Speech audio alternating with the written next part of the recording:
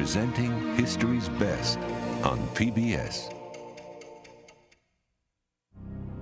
Funding for the 50 Years' War, Israel and the Arabs, was provided by the Corporation for Public Broadcasting and PBS viewers like you.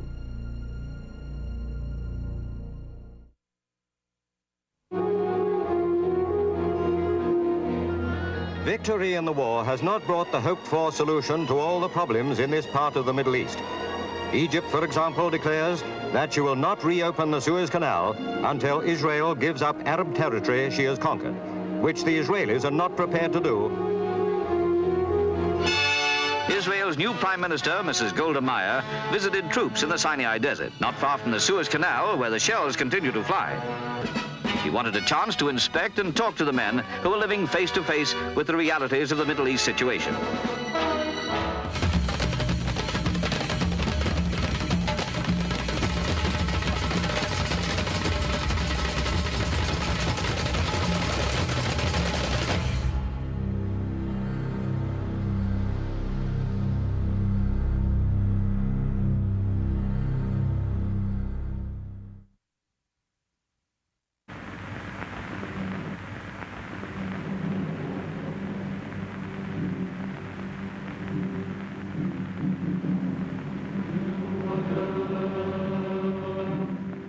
The death of President Gamal Abdel Nasser after 18 years in power devastated Egypt and the entire Arab world.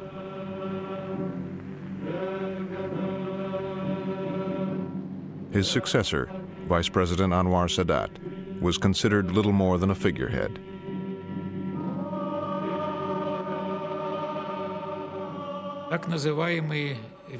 Those in Nasser's inner circle thought they could steer policy on the course set by Nasser, and they were confident that Sadat would follow the party line.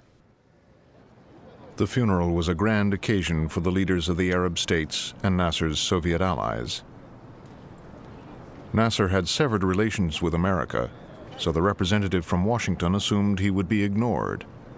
Then a soldier came into the room, weaving his way through the crowd. Apparently, it turned out heading for me. The soldier led Richardson away, out of the sight of the world's press and the watchful eye of the KGB.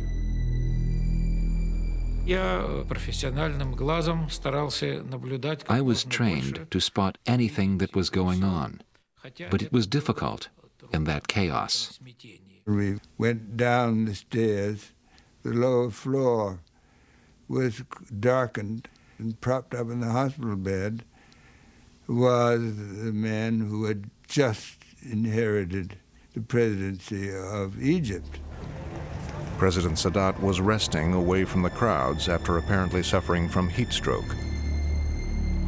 He said that he wanted to take advantage of the opportunity to turn a new page in the relationship between our countries.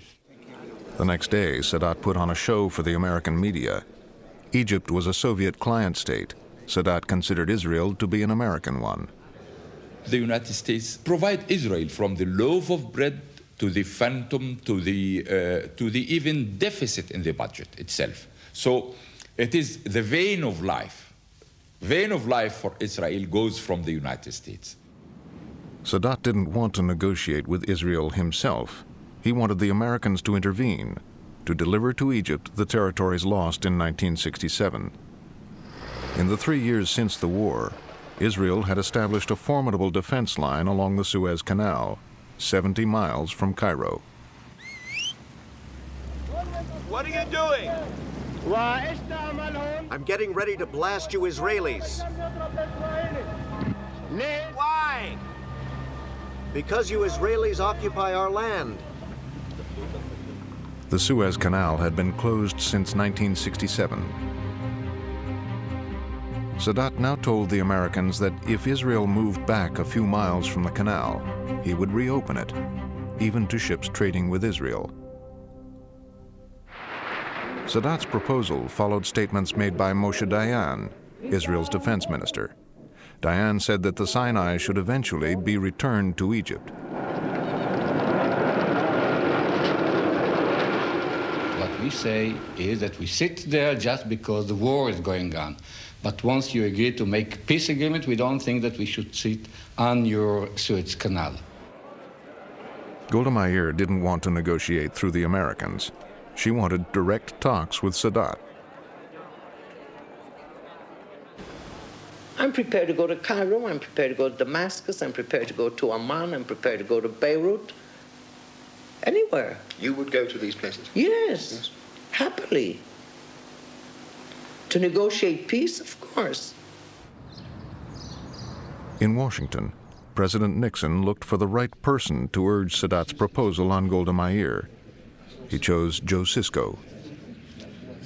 I can recall the words to this day. He said, "Joe, press Golda. Press her hard, but don't cause a major Donnybrook between Israel and the United States."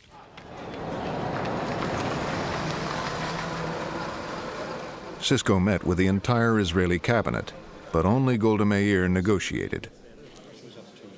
Golda Meir took it upon herself to do all of the talking.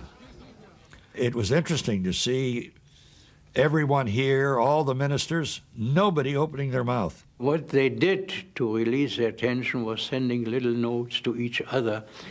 I sent Diana chit saying, "Listen, Moshe, I think we can get you some support." He sent back a very abrupt reply saying sarcastically, "Thank you very much.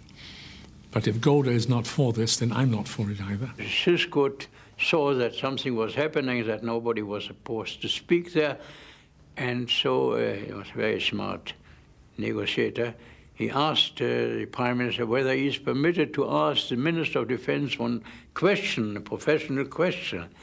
So what could she say? I said to him, "Mr. Minister, if we don't do anything, what do you think is going to happen?" Diane said, "Well, I cannot imagine that any government will tolerate indefinitely a situation where a strong army is poised at the gates of its capital." He was exaggerating. After all, our forces were at a distance of more than 100 kilometers from Cairo, and this will lead to war. Golda Meir still insisted on direct talks.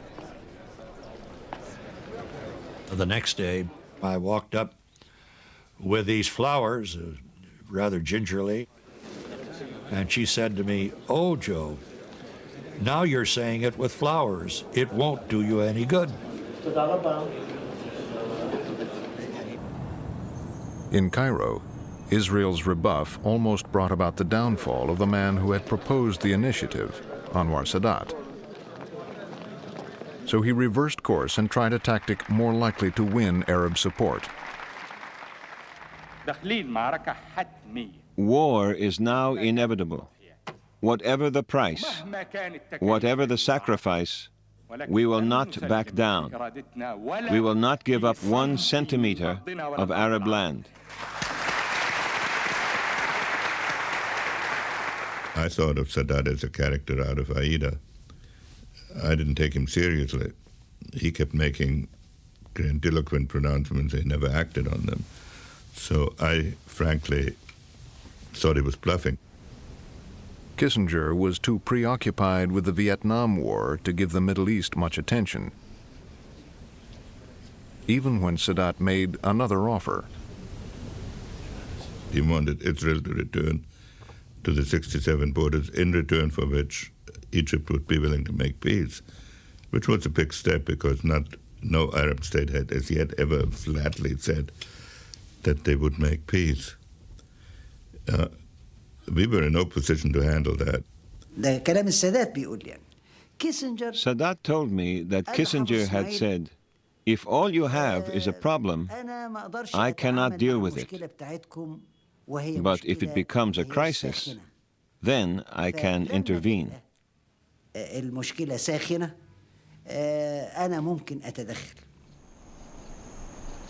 Disappointed with American diplomacy, yet still unwilling to talk to Israel directly, Sadat set out to prepare for war. في منزل الرئيس السادات في الجيزة وقال The High Command met at Sadat's house in Giza.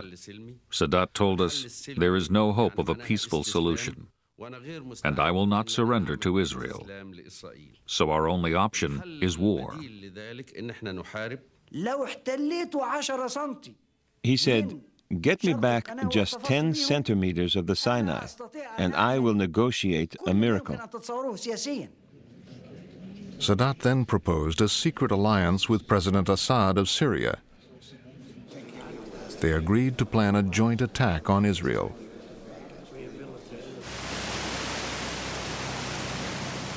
Syria's top generals sailed to Alexandria to meet their Egyptian counterparts. I went on a Russian ship, dressed in civilian clothes. I had a fake Egyptian passport and was using an alias, Jamal Hassan.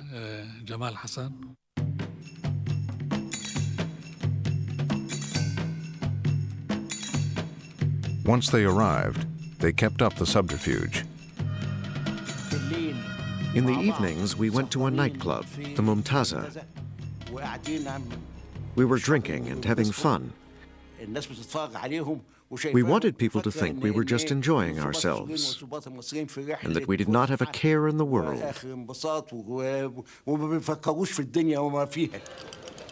At the hotel, the generals discussed the plans for their joint attack and decided on a special date.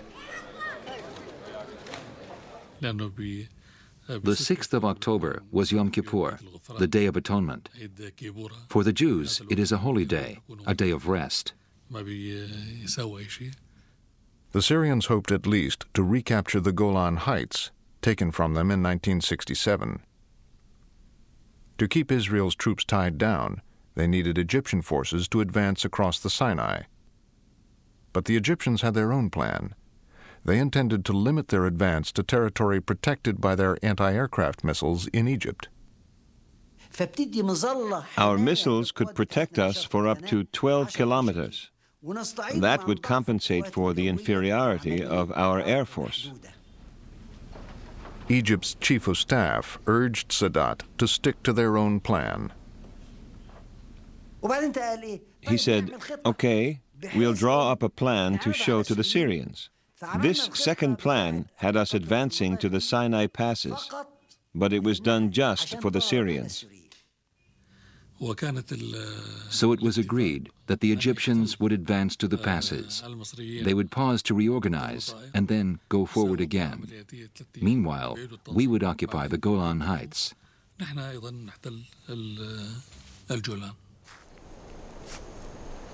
Whatever plans the Egyptians adopted, first they would have to cross the Suez Canal and do it under the gaze of Israeli troops. The enemy are just 200 meters away. I can see them, they can see me. How can I catch them by surprise? I must hide my intentions.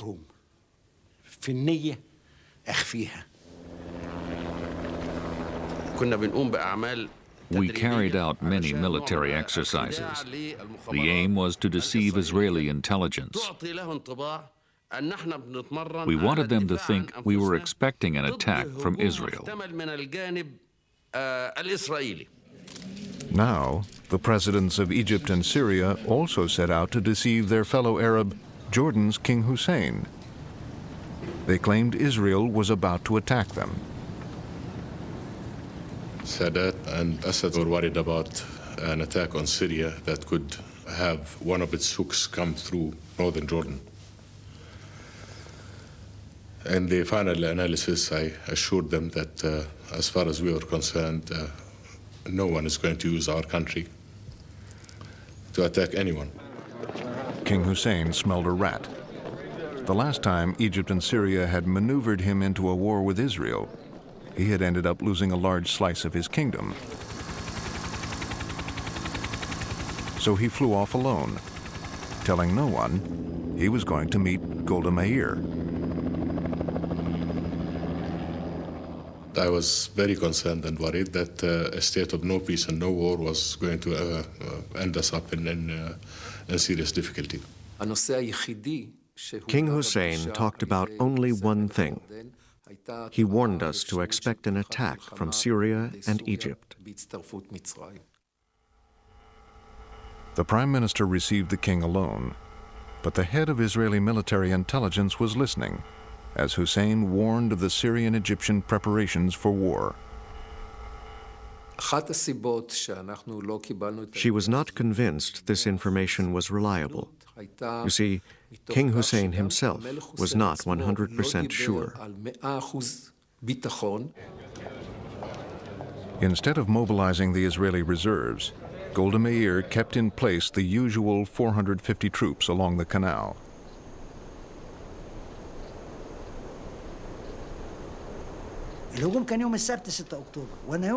The attack was due on Saturday, October 6th. On the Friday, I went down and looked across the canal. On the other side, nothing was moving. I went back and told Sadat, "They can find out now. I don't care."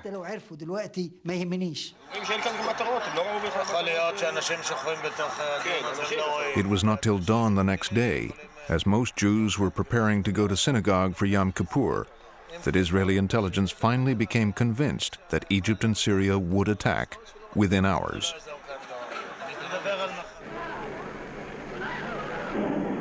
The Israelis heard the call to arms on the radio and from rabbis in their synagogues. At 2 p.m., as civilians were reporting for duty, Egypt opened fire.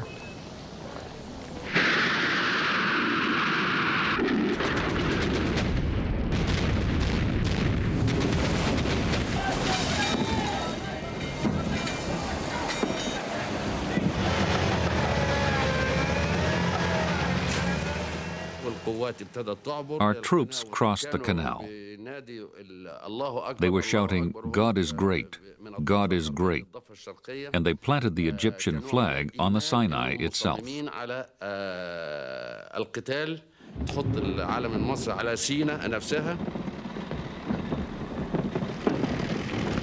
About 6 o'clock, I told my people, my forces, felicitations. The Israelis has lost their balance.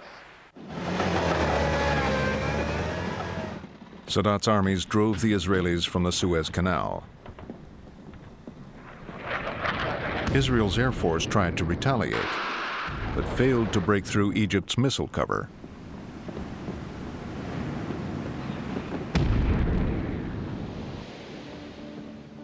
The Egyptians advanced 8 miles into the Sinai and then stopped, as planned. In the north, Syria's attack also caught Israel off balance. 600 Syrian tanks rolled over Israel's defenses and across the Golan Heights.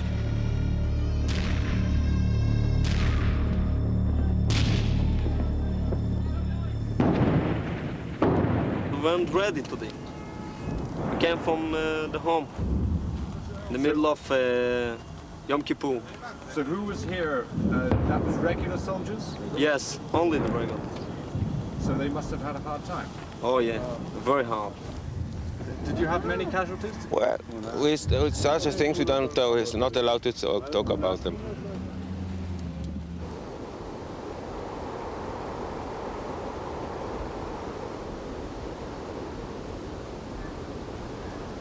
The Syrians were expected to press their advantage.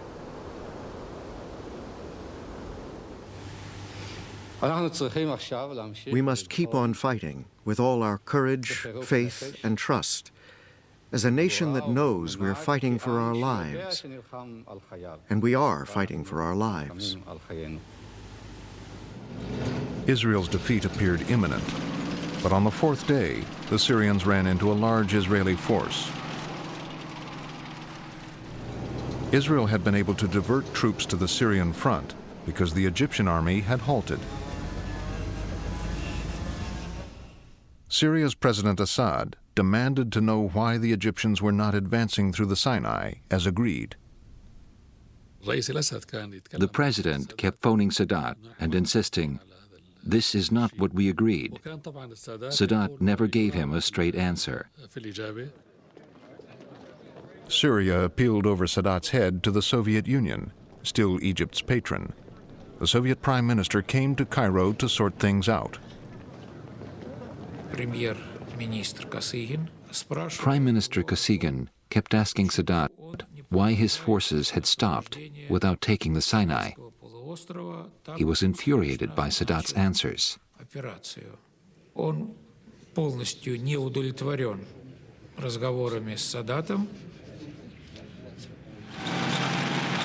President Sadat yielded to Soviet pressure and gave the order to advance, much to the dismay of his chief of staff.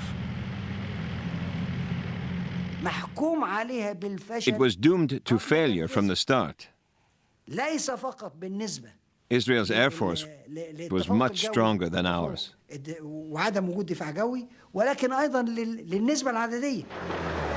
Now the war began to swing Israel's way.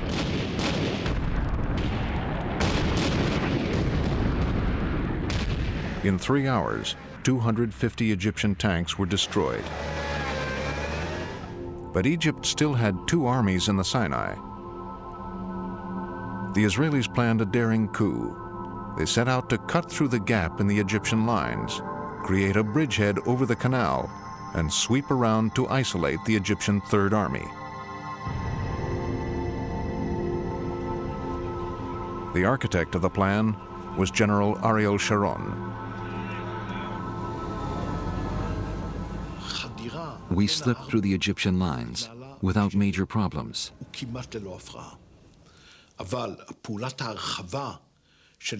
But when we reached the canal, there was a ferocious battle.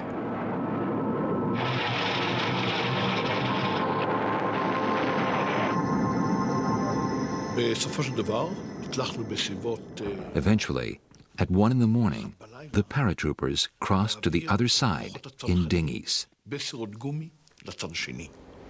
The next day, Israeli forces raced across the canal to secure their bridgehead. I was at the canal. I could see the tanks crossing and the trees on the other side.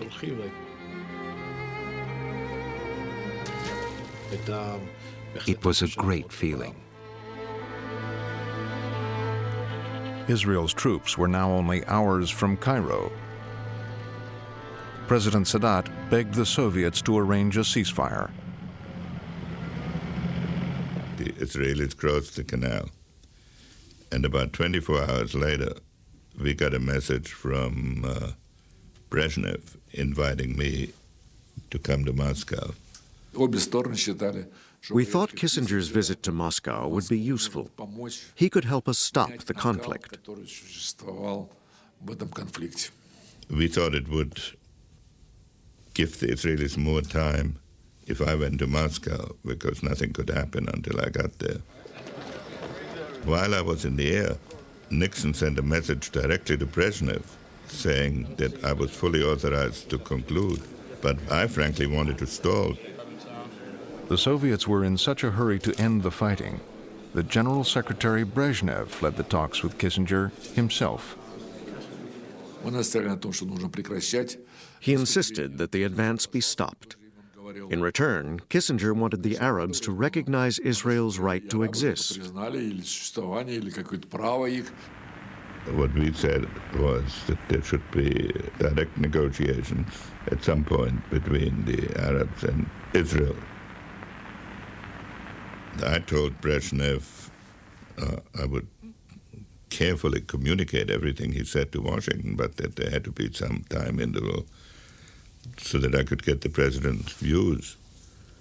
And he said, no, here's a message. And he gave me power of attorney, that, in effect, power of attorney that the president had given me, which did not thrill me. The Secretary of State realized he could stall no longer. While still in Moscow, he agreed to terms for a ceasefire.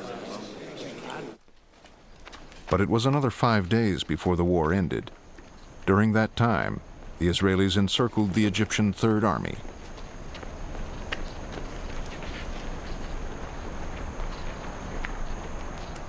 A day later, The opposing generals met in the desert to work out how to disentangle their forces.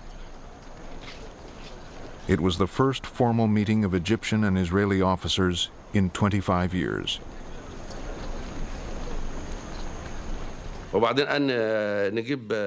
He offered me coffee. I said, no, thank you. He asked, can I get you anything else? I said, no.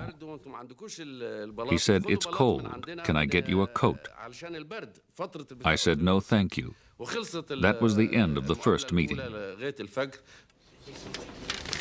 It was a week before the Egyptian general began to relax. We went out and sat on the sand. We put a map down in front of us, and we put stones on it. We started to talk about how to disengage our forces.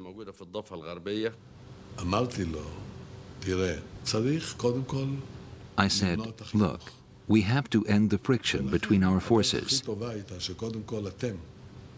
The answer is, you go back to the west side of the canal, and we will pull back to the east side.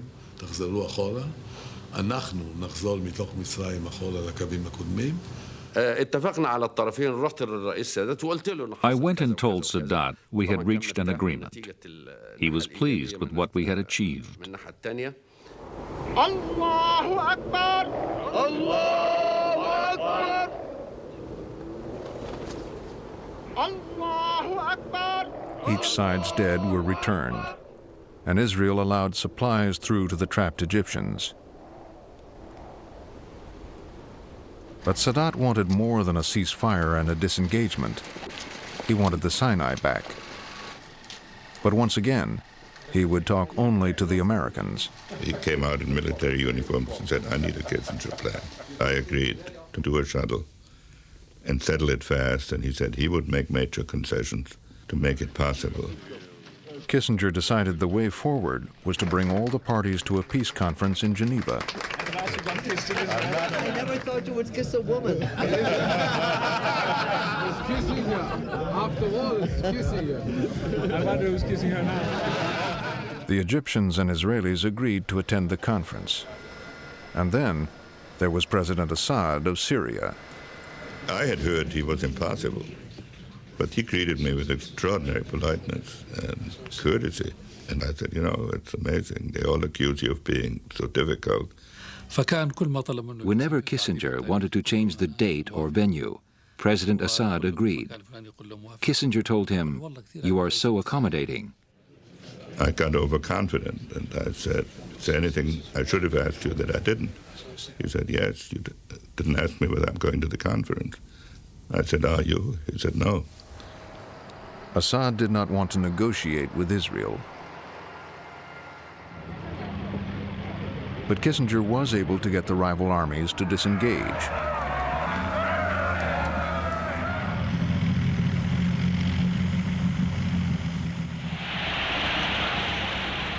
Sadat then attempted to strengthen his hand by embracing Syrian and Palestinian objectives.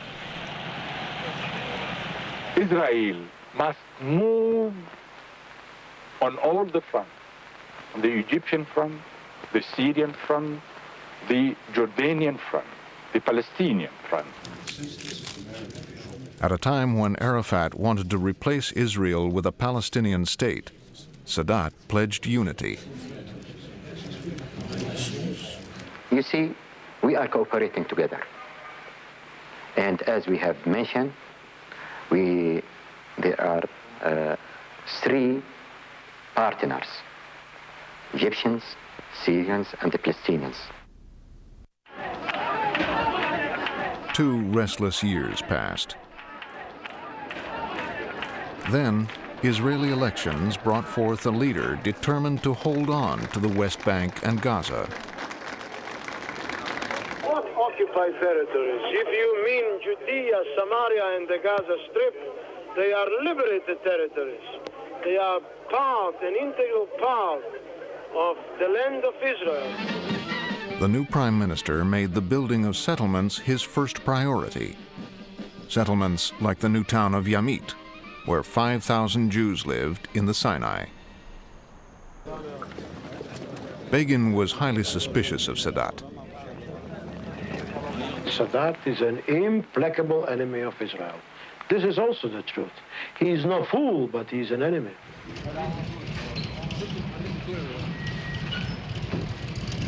Sadat's response would write his name indelibly into the history books. He announced he would make a keynote speech to the Egyptian parliament. He invited the leader of the PLO to attend. Arafat was happy to be in the parliament, and he was happy that Sadat is paying attention to the Palestinian problem. السادات بعدين ابتعد عن الورق المكتوب وابتدى يتكلم من دماغه. Sadat put his text aside, but he carried on speaking. I told the foreign minister, he is about to throw a political grenade. After 7 years of trying everything else but talking to Israel, Sadat broke the ultimate Arab taboo. I am willing to go anywhere. Israel will be surprised to hear that I am ready to go to them, even to the Knesset itself, and negotiate with them. The idea that Sadat would negotiate directly with Israel was so unthinkable, the audience applauded without realizing what he had said. Everyone was applauding Sadat. Even Yasser Arafat was clapping. I know, because he was sitting next to me. In Tel Aviv, no one was sure if Sadat really meant it. Sadat then said if Begin invited him, he would come next week. The next day, Prime Minister Begin was hosting a lunch at the Hilton Hotel. The head of CBS in Israel wanted Begin's reaction. Begin was eating at the head table. I went up and gave him the message. He said, sure, I'll invite Sadat from here. Ladies and gentlemen, I hereby invite President Sadat on behalf of the government of Israel to come to Jerusalem and to start negotiations to establish permanent peace between Israel and Egypt. Before accepting the invitation, Sadat flew to Syria to persuade President Assad that the trip to Jerusalem would not be a betrayal of the Arab cause. We asked the president to arrest Sadat to stop him going anywhere. But Assad considered Sadat his guest and preferred to hear him out.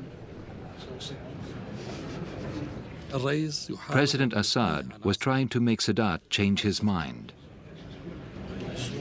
He told me, it will be proved that you are wrong. I said, very well, Assad.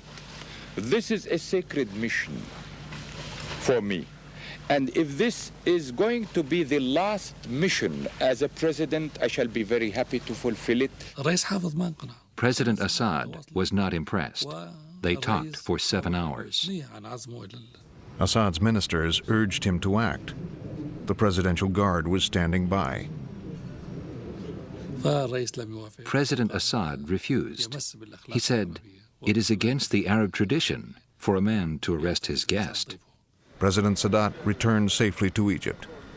3 days later, he set off for Jerusalem.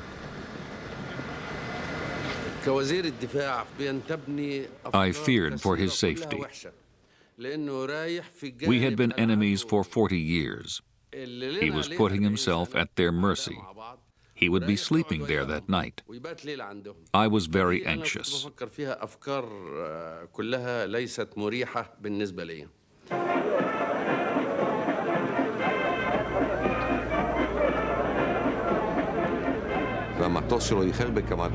Sadat's plane was late. I overheard a senior security officer talking. He was saying, hold on, maybe instead of Sadat, there is a suicide squad on the plane. And they will jump out and kill the assembled Israeli leaders.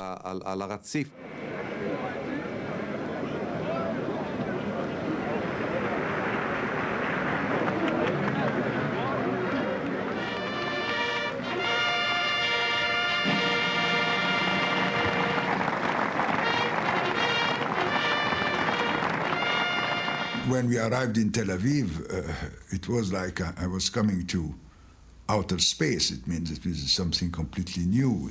I find myself in a car, sitting near Moshe Dayan, and we have to find how to begin a conversation. And I have read in the book that he was interested in archaeology. So I mentioned that I was interested in archaeology, and we begin to talk archaeology. The Israeli people greeted Sadat's arrival from Egypt as though he were Moses, come again.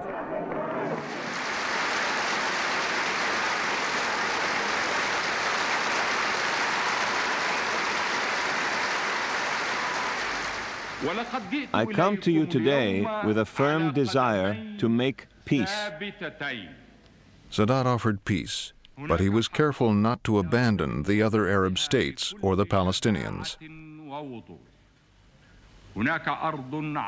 There are Arab lands still under Israeli occupation.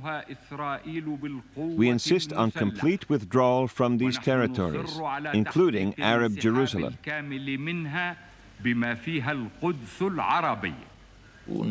It was quite a speech, quite disturbing.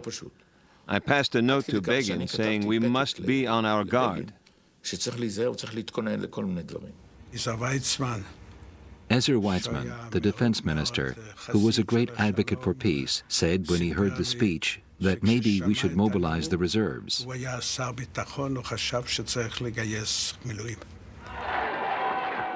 The visitors went from the Knesset to a dinner in their honor.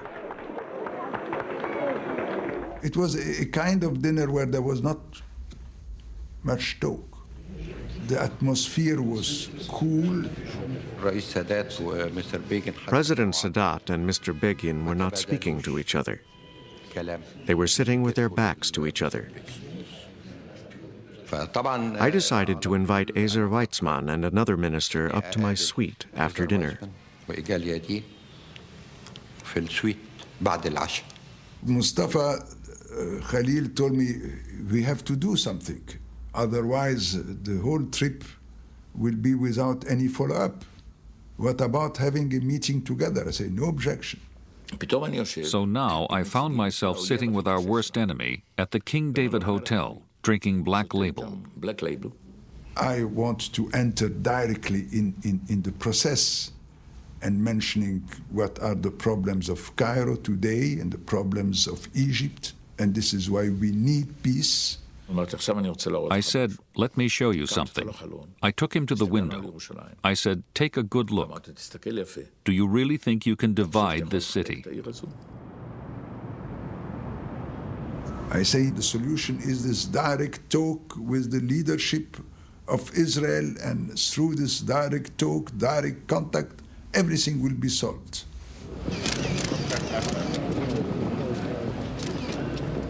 It wasn't that simple. After the trip to Jerusalem, the two sides continued to talk for 7 months.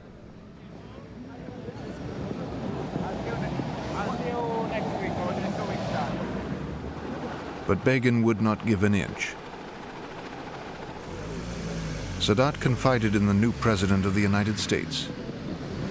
Sadat felt that the peace process, instead of having been moved forward, had actually been almost terminated by a fruitless gesture to go to Jerusalem. So he was quite discouraged. I asked President Carter, the Senate, the Congress, to take their share as full partners in the dispute that's between us and Israel. I'm waiting for this moment. I found myself isolated from all my advisors. All of them thought that it was a bad idea. President Carter then set out to resolve 30 years of conflict in a week of talks at the presidential retreat at Camp David. We arrived by helicopters, and we find this kind of small bungalows in the forest. People quite relaxed. People were using bicycles, and it was quite strange for us. Some of the Americans even brought their children. The National Security Advisor challenged Israel's prime minister to a game of chess. and got a preview of his negotiating technique. I was about to make my first move when he dramatically seized my hand in midair and looked me straight in the eye and said, and he's always very serious and formal, "Dr. Brzezinski, do you know when I played my last chess game?" And quite frankly, I was a little dismayed because I couldn't care less. And he says to me, "September 1940, when the NKVD broke into my hiding place in Vilna to arrest me." So I said to myself, oh my God. And in the midst of the game, Mrs. Begin appears. She looks at us and says, "Oh, the two of you are playing chess. You know, Mr. Brzezinski, Menachem just loves to play. He just loves to play. He plays all the time." When President Carter brought the two leaders together, Sadat listed the demands: the return of the Sinai to Egypt, and a Palestinian state in the West Bank, with its capital in Jerusalem. Sadat and I both knew that this was not going to be at all acceptable to me or the Israelis. We all hit the roof, not just Begin. They were taking a hard line. We all said, this simply won't work. They wanted to storm out, to terminate the talks. And I jumped up from the desk where I was sitting and writing and got in the door in front of them. And I wouldn't let them get out of the room until they both agreed to let me try to continue. And after that, the two men never saw each other for the next 10 days.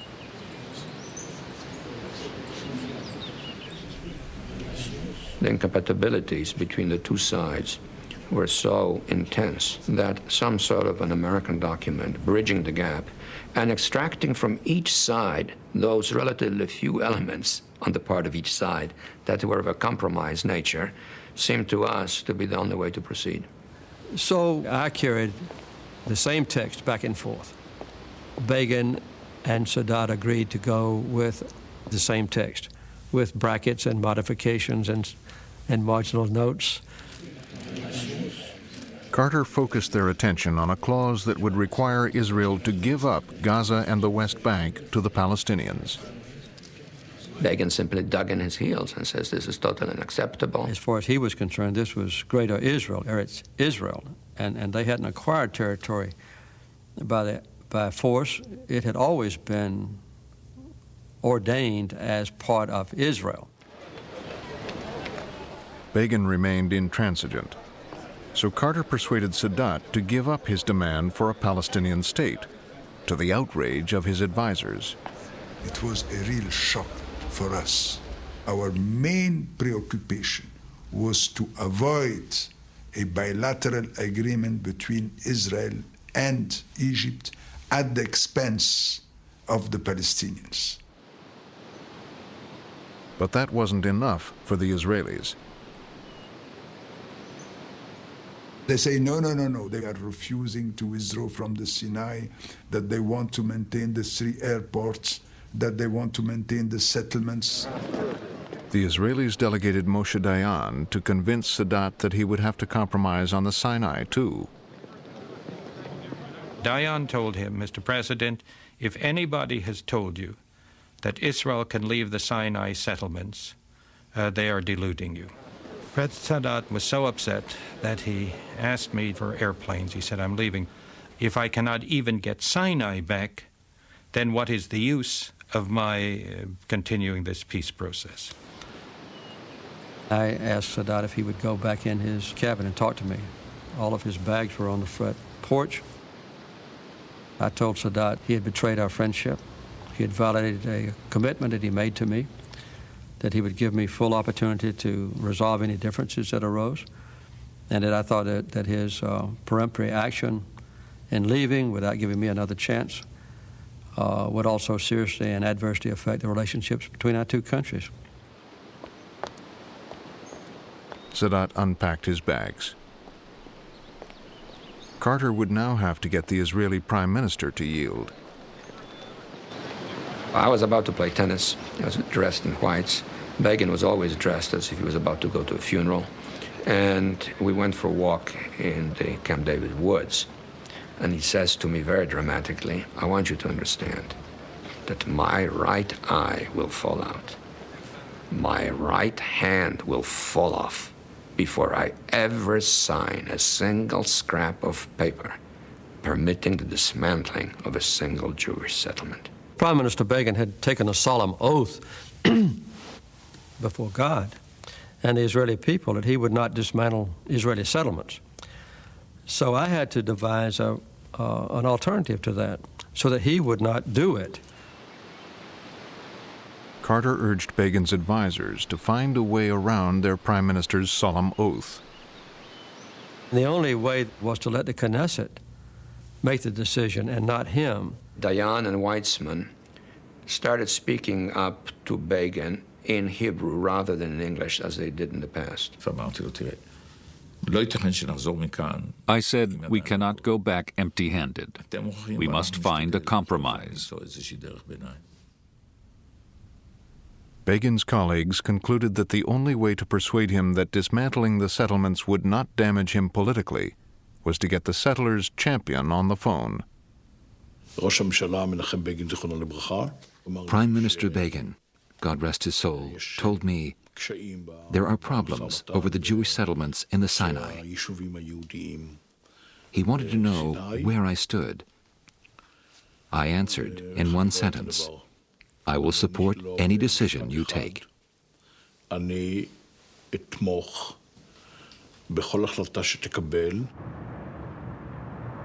Prime Minister Begin's phone call opened the way for a White House ceremony. The Knesset voted to dismantle the Sinai settlements.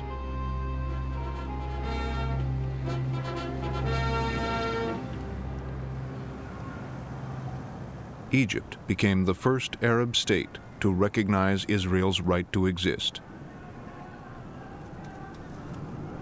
Israel gave back the Sinai. Let's have a handshake before we make... Sadat and Begin were awarded the Nobel Peace Prize. I'm so proud of both of you. God bless you. While we have the ceremony and the different speeches and the different signatures, we were listening to the Palestinians, which were outside, and was just shouting to remind us that the Palestinian problem have not been solved. The peace with Israel that Sadat concluded has lasted to this day. But many Arabs were enraged. 2 years later, at a military display in Cairo, Islamic extremists assassinated Anwar Sadat.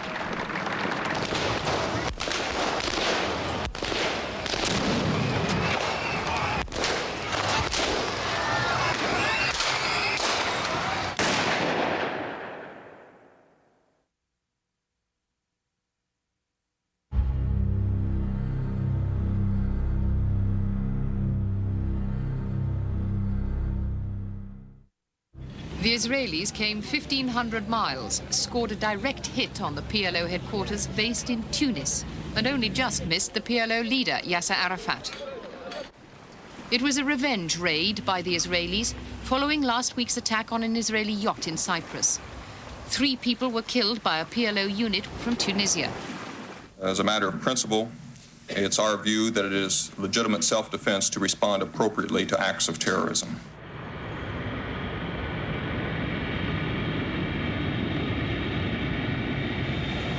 As terrorist warfare continued, a plane load of Israelis arrived at Heathrow Airport. The passengers had no idea that among them was their foreign minister on a top-secret mission. I came disguised in a wig and glasses. And when I got to passport control, he asked, "On holiday or business?" I didn't know what to say. Finally, I said, "On business."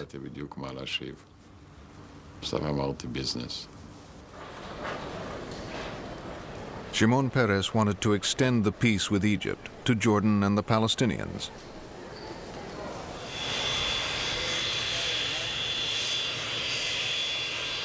That same day, King Hussein of Jordan piloted his own plane to London. He had been invited to meet Peres by a mutual friend. I had many questions in my mind about it, but he didn't give me any detail. He just told me that he had contacts with Peres, which were a beginning of talk about what could be done.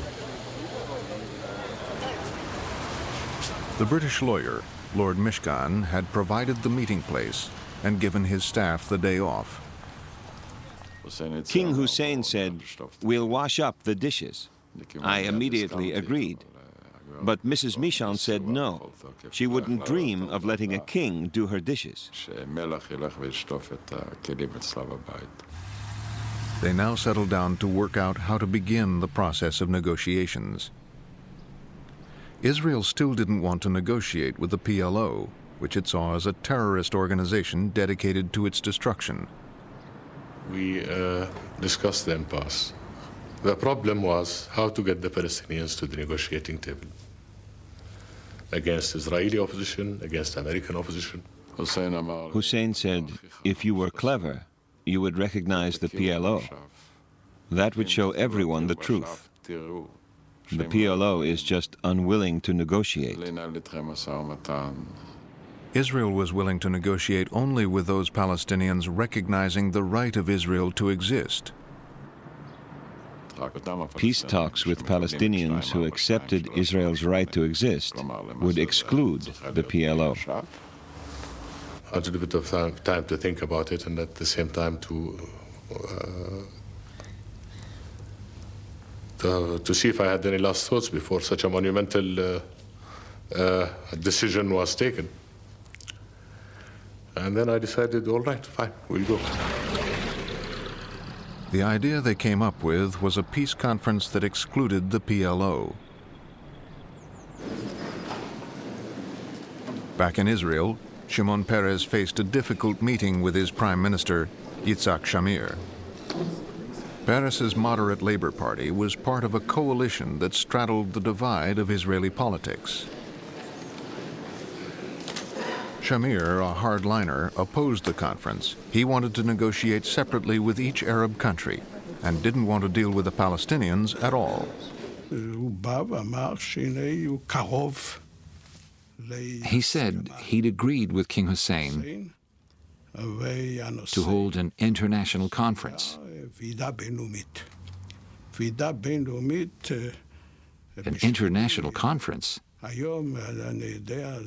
For me, that would be as bad as a pig in the temple. Shamir mistrusted Peres. He feared Israel would be outnumbered by the Arab states at the conference. Peres assured him the conference would quickly adjourn into individual talks with each Arab state, and the PLO would not be invited. I said, leave the text. I'll read it later. I said, no, I can't leave the agreement. Your staff might leak it and spoil my plan. It has to look like it comes from the Americans. Peres and King Hussein agreed that only America had the clout to get everyone to attend. So Peres then contacted the American Secretary of State. What he proposed now was that I take this on board as my proposal and then present it to the Israeli government. I saw danger, even in a visit from Schultz. I decided to send an envoy to America. I sent our former ambassador. And I told Schultz very plainly that the subject of the international conference was a subject of divided opinion in Israel, mainly between the Likud and the Labor Party, and that if he were to come to Israel to provide his support for the agreement that Peres had arrived at, he would be entering Israeli domestic politics. And he said, I'm not going to make the trip. Trying to keep the process going, Peres persuaded Shamir to meet with Jordan's King Hussein. The king invited Shamir to his house in London. Hussein explained that he could represent the Palestinians. The king was very critical of the Americans. He said, they made promises they didn't honor. They promised Jordan would get back the land Israel had occupied. But this hasn't happened. I thought to myself, I'm responsible for that. He was very blunt. There was not very much room for putting any of the ideas or hopes or aspirations that I had in mind. I refused point blank to discuss an international conference. So there wasn't much that we could really speak about or agree about. The next morning, I flew back to Jerusalem. None of my colleagues knew where I'd been or who I'd been meeting. We got a report from that meeting from Shamir, who was very happy about it. The king was so courteous. He served a kosher meal. He listened to me, and he was warm, and so on. We got a report from King Hussein, who said, well, we had the meeting and it was terribly discouraging because it's obvious to me that the Prime Minister is not willing to give any ground at all. Shamir rejected Hussein as a representative of the Palestinians and repeated his unwillingness to negotiate with the PLO.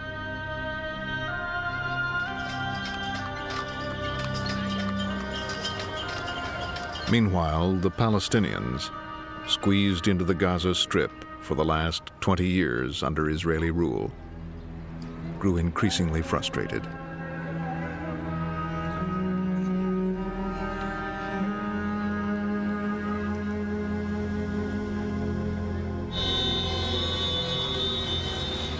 On December 8, 1987, an Israeli truck accidentally hit a car carrying 4 Palestinian laborers.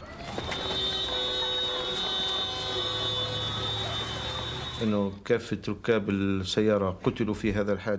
the people in the car were killed. We thought this was no accident. It was done on purpose by the Israelis. Angry crowds soon gathered. An 18-year-old Palestinian threw a stone at some Israeli soldiers. When they fired back, the boy was killed.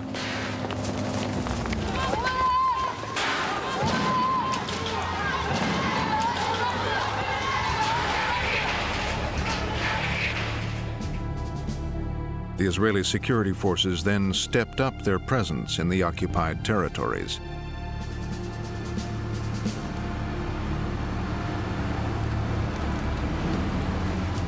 A group of young activists seized the opportunity to prepare a leaflet calling for an uprising.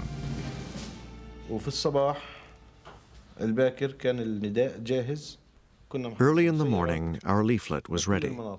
We had cars standing by. We asked children and pregnant women to help. They could slip past the Israelis at the checkpoint. Palestinian workers were urged to go on strike. Shopkeepers were told to shut their businesses.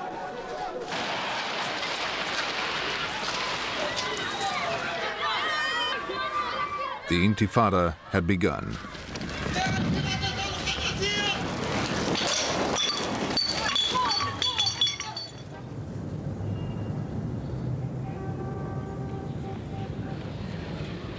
Yasser Arafat and the PLO leadership, still in exile in Tunis, learned about the Intifada from a newscast. It is the resistance and the revolution of all our children, or our women, or our people, or our men. This is the accumulation of the revolution. In fact, we didn't know who issued the leaflets. We were worried. We wanted to know who was behind all this. From the other end of the Mediterranean, the PLO could provide little day-to-day guidance to the Intifada organizers, The demonstrations, which began in Gaza, now spread to East Jerusalem and the West Bank.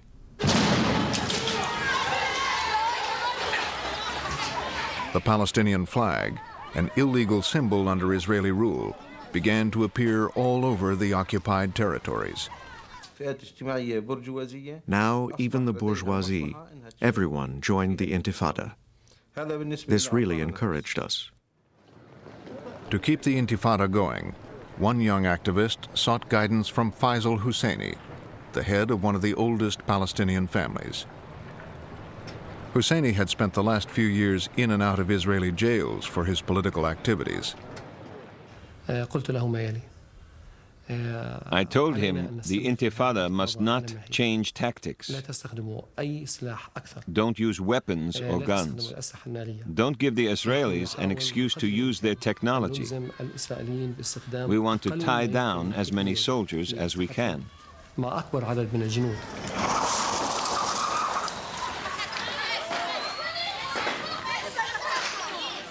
The strategy of minimum force caught the Israelis off guard.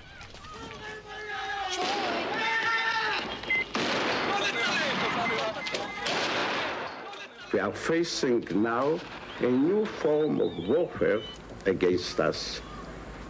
It means the attempt to destroy our existence by violent demonstrations.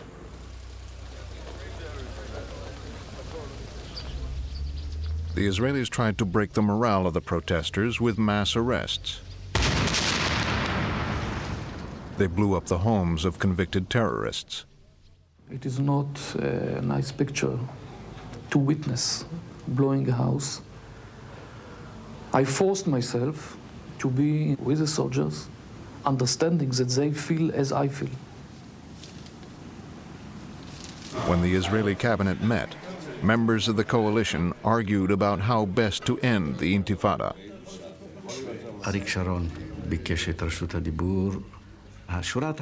Ariel Sharon spoke up.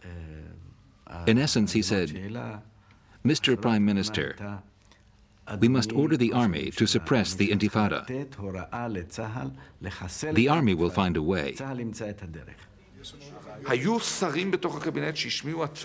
Some of the ministers made horrifying suggestions. They suggested, send in the tanks, kill 1,000 and it will collapse. Order will be restored to Israel. We knew if we killed 1,000, it would get worse, and we would be branded war criminals.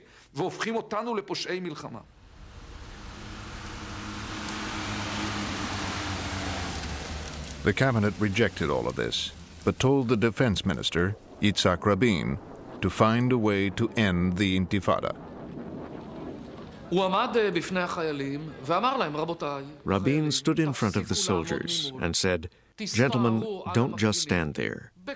Use your hands, use your clubs, beat the demonstrators, restore order."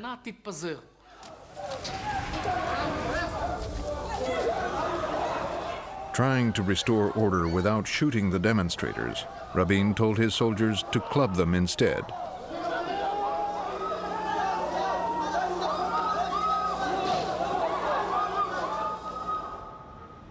Scenes like this were broadcast around the world. They are facing the punishment of the Israelis by their hands, by their stones, not more. Till now, in all over the occupied territories, in every town and village or refugee camp, in all the demonstrations, no one had used a gun or a hand grenade. Abu Jihad, the PLO's military leader in Tunis, had gained control of the Intifada. He also directed the PLO's terrorist operations. In the middle of the Intifada, Abu Jihad ordered an attack on an Israeli bus carrying people home from work. 3 were killed and 6 wounded. All were in a state of shock. Those women who had been on the bus and had got away had not escaped the emotional trauma.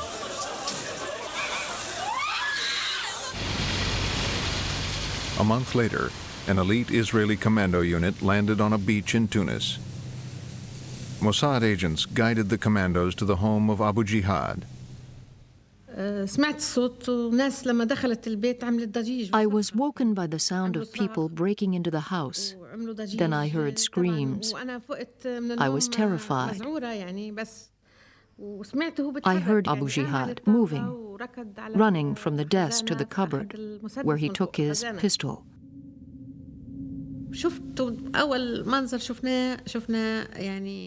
I saw 3 masked men with machine guns.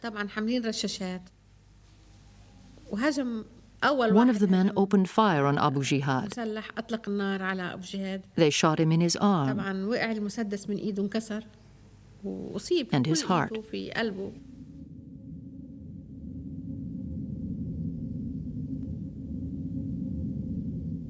Abu Jihad was a leader of the Intifada.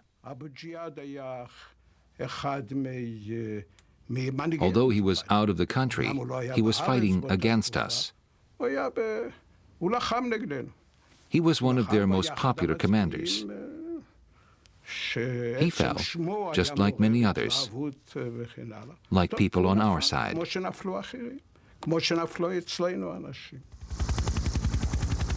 But in the intensity of the conflict, both sides were learning something about each other.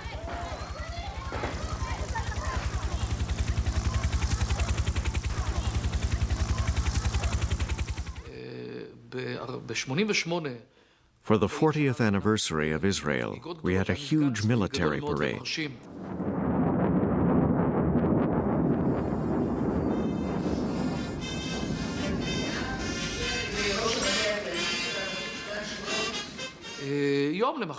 A few days later, I was in the West Bank. I came across a group of young Palestinians. They knew me from TV.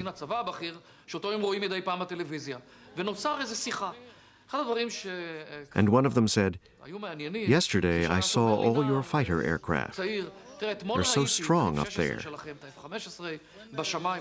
But what can you do against stone throwers down here?"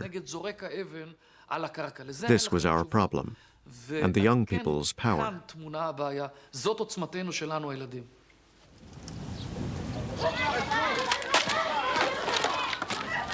You know that if you beat them and shoot them and do whatever you want to them, they won't stop. We train to fight against the other soldiers. And now we fight against the people. It's difficult. Increasingly, Israelis asked themselves whether they could rule more than 1 million Palestinians in the occupied territories forever.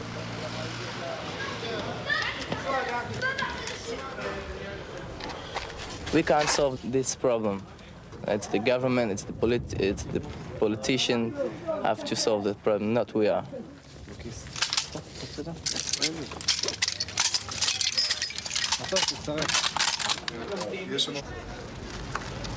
The Intifada vented Palestinian frustration, but it also demonstrated that neither terrorism nor street revolt would solve their political problems. In Tunis, one PLO leader discussed what to do next with a colleague.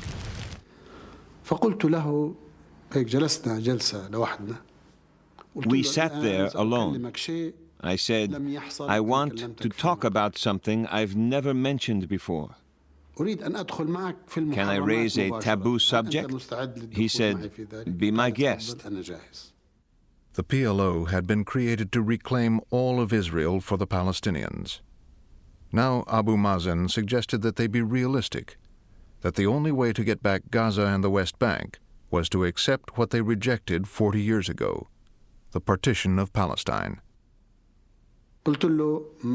I asked him, should we consider recognizing Israel? He said yes. Yasser Arafat was eventually convinced that the PLO would have to compromise. But the other PLO leaders were harder to persuade. Like Sadat, the PLO preferred to negotiate through the Americans.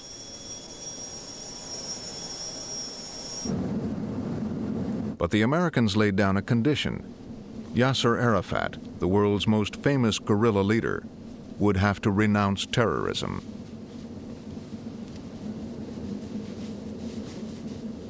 He's got to get up in front of a television camera in some public way and say, for everybody to see him saying it out of his own mouth, these things. The UN General Assembly gathered in Geneva for a special session to hear Arafat. But not all the factions of the PLO were willing to negotiate. We did not accept the decision to recognize Israel. We would accept no further compromise. Arafat's UN speech would be a difficult balancing act. I hereby once more declare that I condemn terrorism in all its forms. That was for the Americans. And in a pattern that was to characterize the whole speech, the next phrase was for the PLO radicals. And at the same time, salute those sitting before me in this hall who, in the days when they fought to free their countries from the yoke of colonialism, were accused of terrorism.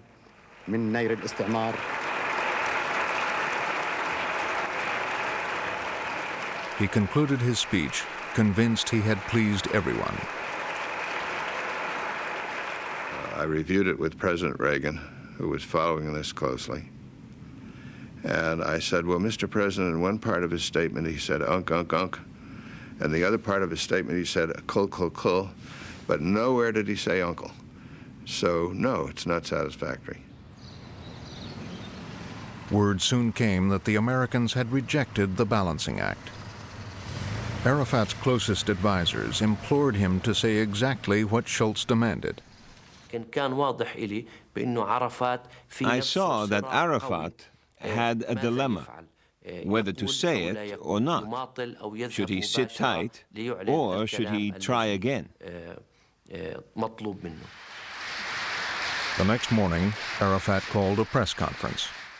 I repeat for the record that we totally and absolutely renounce all forms of terrorism. I view this development as one more step toward the beginning of direct negotiations between the parties, which alone can lead to such a peace. But Israel's prime minister was unimpressed. Shamir made a gesture. It meant, this isn't important.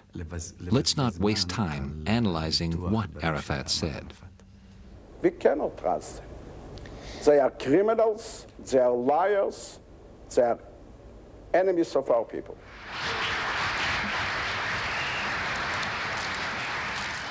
Shamir's view of Arafat was reinforced 18 months later.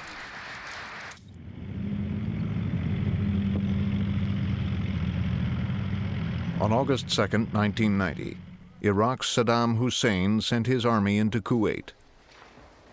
He boasted that, in a war, Israel would end up in flames. Saddam's only support came from Libya, Sudan, and the PLO. You know, the war will not be only in Baghdad. This war, if it starts, it will be in the whole area.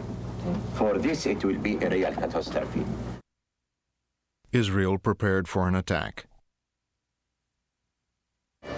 As President Bush set out to build a coalition to force Saddam out of Kuwait, he traveled to Damascus to bring Syria into the fold.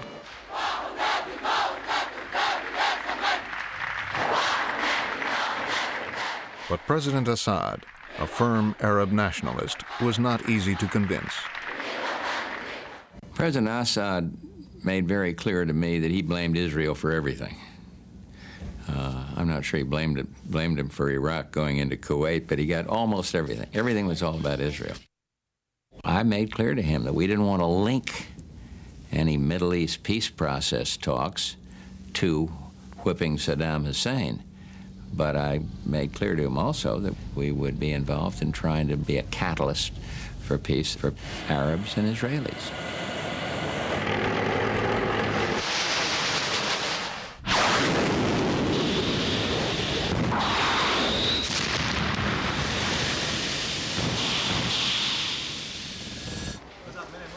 As the war started, Saddam ordered an attack on Israel with Scud missiles. Saddam hoped that by attacking Israel, he would get the support of other Arab countries. If Israel retaliated, he might be able to undermine the coalition against him. Iraq's missiles were aimed indiscriminately at Israel's largest cities. The repeated attacks over many nights were nerve-wracking.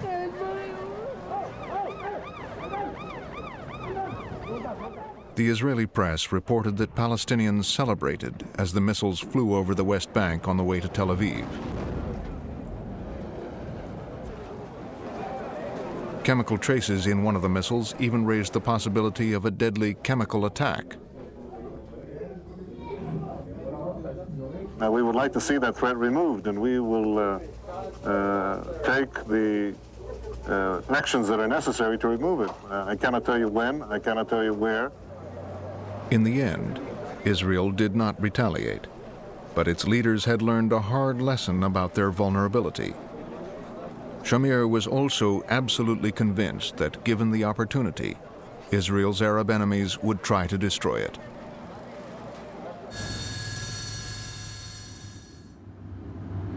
When the war with Iraq ended, President Bush looked towards the future. Mr. Speaker, the President of the United States.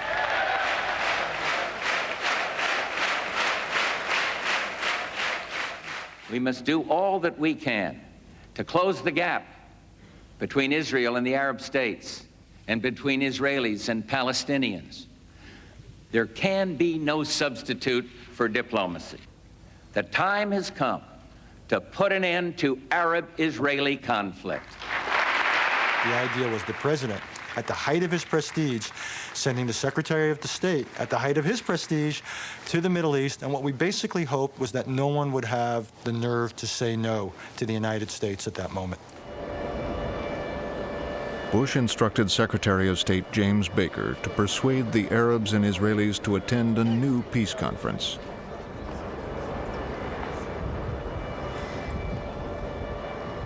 Well, the whole idea that we came up with was to give the Arabs what they needed and give the Israelis what they needed.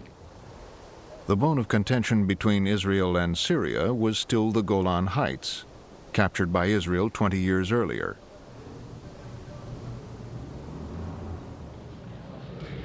In Damascus, Baker suggested to President Assad that if he came to the conference, Israel might negotiate a withdrawal from the Golan Heights. We are not negotiating whether the Golan would come back or not, whether part of it would stay under the Israeli control or not. The whole of the Syrian Golan should come back to Syria. Having gotten nowhere with the Syrians, Baker then tried to tempt Yitzhak Shamir to the peace conference.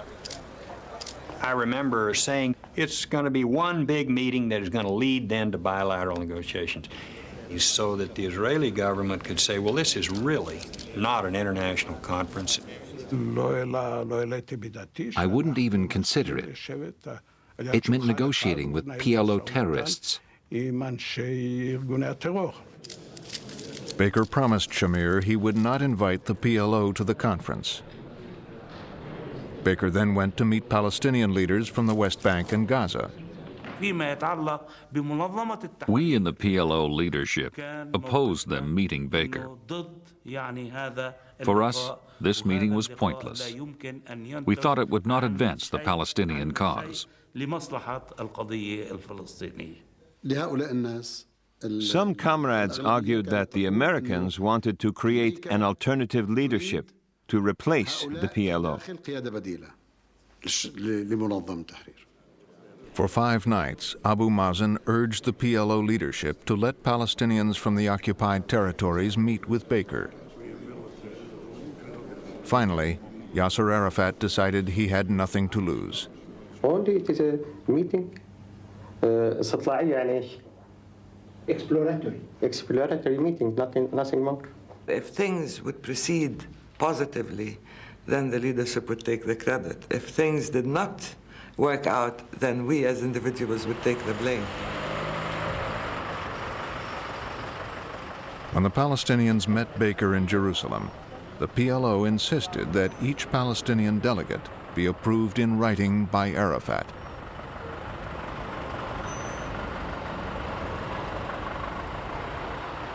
I said to him, Mr. Secretary, this meeting could not have taken place without the authorization of President Arafat personally.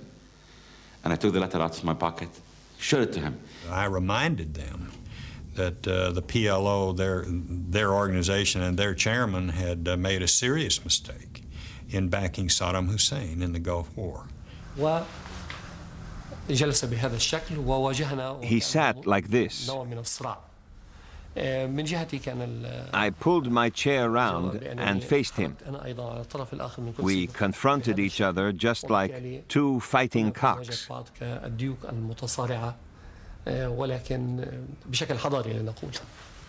He was so angry and said, even if you're angry, what can you do? We don't have assets in bank to be frozen by you. We don't have airlines to be grounded by you. We don't have anything in the world that you can threaten us with. So court us, and we're willing to play positively, but as a major player. The Palestinians refused to repudiate the PLO, and Baker knew this would be unacceptable to Shamir. After 12 weeks of shuttle diplomacy, Baker was stuck. The only leverage a Secretary of State has in this kind of situation is the ability to blame one party or the other for the collapse of the peace process. Baker came and told President Assad, it is your position, it is very important. I mean, if you accept, if you feel that this is good for you, and you accept the American initiative, then the whole world will stand by Syria and will put the blame on Israel. Assad decided to go along. I'm pleased to report that Syria has agreed to the proposals that we have made, including coming to a peace conference. Full of confidence, Baker returned to Israel. There was no way that an Israeli prime minister could appear to be less interested in peace than a Syrian president, especially when the Syrian president accepted coming to this conference on terms that were essentially defined by Israel. But Shamir put more obstacles in Baker's path. Every time the American team arrived in the Middle East, Israel announced the construction of a new Jewish settlement in the occupied territories, land the Arabs claimed was theirs. Each new Jewish home made Israeli withdrawal more difficult. Furious, Baker went public. It is easier to obstruct peace than it is to promote it, and that the establishment of these settlements certainly does not help the efforts of those of us who are interested in peace. The Palestinian reaction was predictable. I remember Faisal Husseini, at almost every meeting, he would pull out this map. I brought him maps of the West Bank and Gaza. The first map showed the situation before 1967. The second one showed the situation today, with the settlements all marked in orange. And I finally said, Faisal, let's talk about what's important here. Let's talk about how we're going to get a negotiation going. Because if we don't, we're going to keep meeting like this, and pretty soon you're going to bring me a map that's totally orange. He actually told us you have no other alternative. He said, name any way in which you can stop settlements, other than through the peace process. The local Palestinians were afraid to talk to the Israelis without permission from the PLO in Tunis.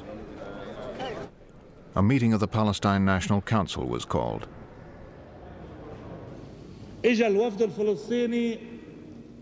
Our delegation asked Baker, could the refugees return? He said no. Will there be a Palestinian state? He said no. Will the PLO be on the delegation to speak for us? He said no. Chairman Arafat knows that these answers are accurate. They are no, no, and no.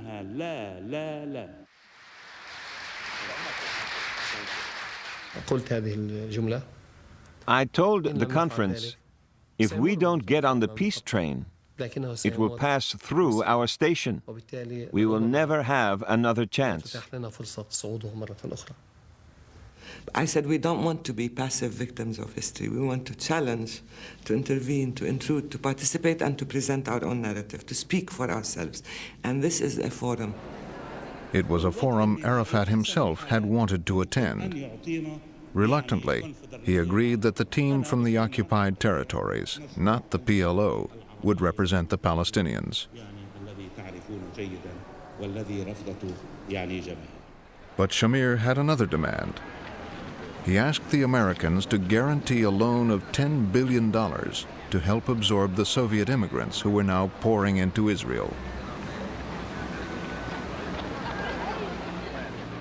I don't want to interfere in the American interior affair, but I would like to inform everybody that not to forget that they are using these billions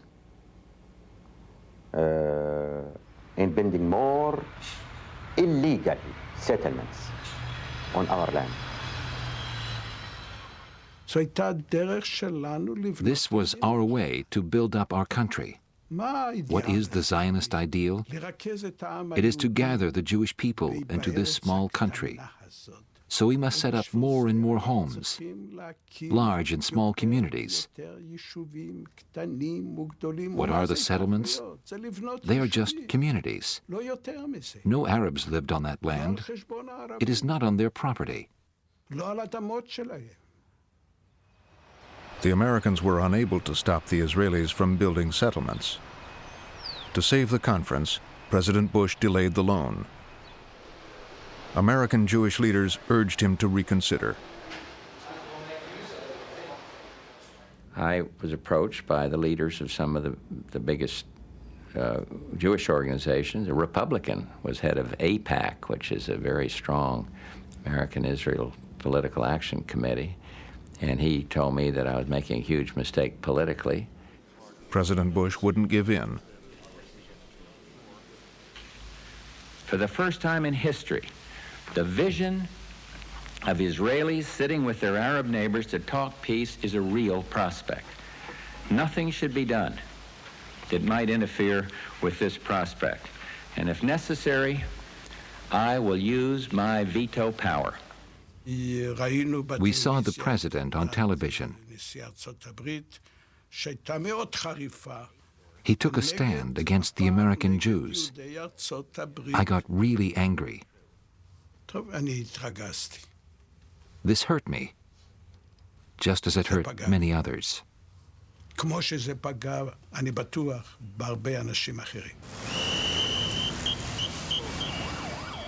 Bush had faced down Shamir.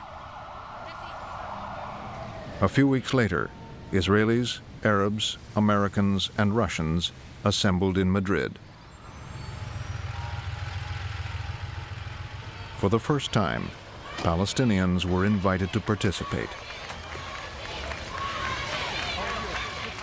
Today we have made a major step forward. There is a recognition of the Palestinian national identity. The Palestinians are speaking out for themselves for the first time in history. The delegates gathered at the royal palace.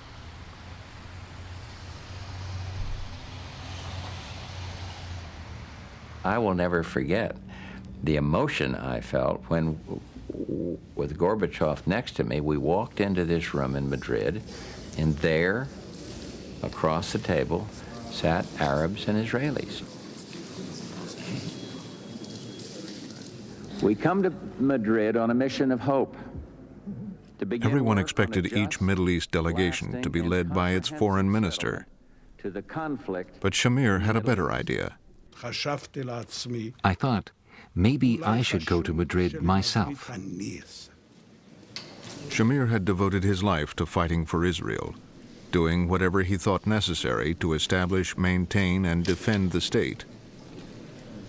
As he got up to speak, the conference waited to hear if he was now ready to make peace. I could go on and recite a litany of facts that demonstrate the extent to which Syria merits the dubious honor of being one of the most oppressive tyrannical regimes in the world. But this is not what we have come here for. He attacked Syria bitterly and accused Syria of being on the list of terrorism. And I was very angry. I looked over and I saw Farouk Shara's face, who he just froze. And he called one of his aides over. So immediately his face changed and he smiled. He said, okay, go back. I will write my speech. I told him, Mr. Minister, it's 15 minutes left. Yesterday we spent 7 hours to prepare your speech.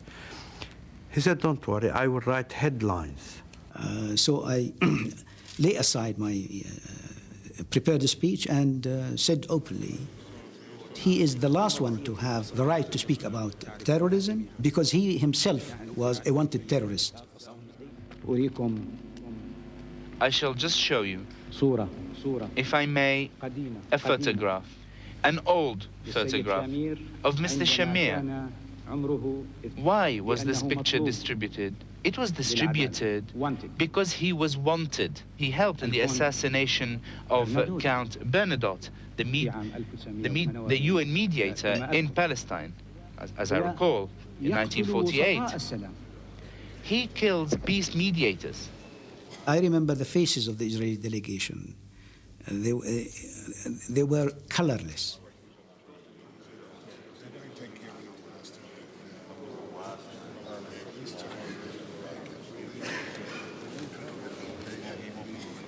One Palestinian delegate then tried to demonstrate that no matter what Shamir thought, he was really negotiating with the PLO. So I said the only thing that symbolizes Palestinians is the black and white kufiya, which President Arafat wears all the time. So I decided to put it in my shoulder. And the angle of my seat came directly looking Shamir on the eye. It was engineered by God. It was just perfect. And I looked at him and I said to him, I nodded in my head, I said, he shook his head like this. I smiled. Really, he went this way. So I winked to him. And he said, just do this. And then after the session was over, everyone is surrounding me. So I said, why the sensitivities? We are the key to peace, to your peace process as Palestinians. And you must realize the new facts of life. Amid mutual recriminations, the conference broke into one-to-one talks between Israel and the Arab states. We and the Syrians moved to opposite sides of this big table. We sat frozen, like robots. The Americans and Russians got out as quickly as they could. They were glad to escape. It was difficult, half an hour. For me, for example, this will be the first time I sit face to face with the Israelis. The Syrians wanted us to commit to a withdrawal from the Golan Heights. We didn't want to get into all that. The withdrawal should not be a question for negotiation. The withdrawal is either there would be a withdrawal, full withdrawal, or there would be no peace. The moment we would have said that we were ready to withdraw, this might have ended the whole thing, and the Syrians would have avoided the main question for us. That was the character of peace.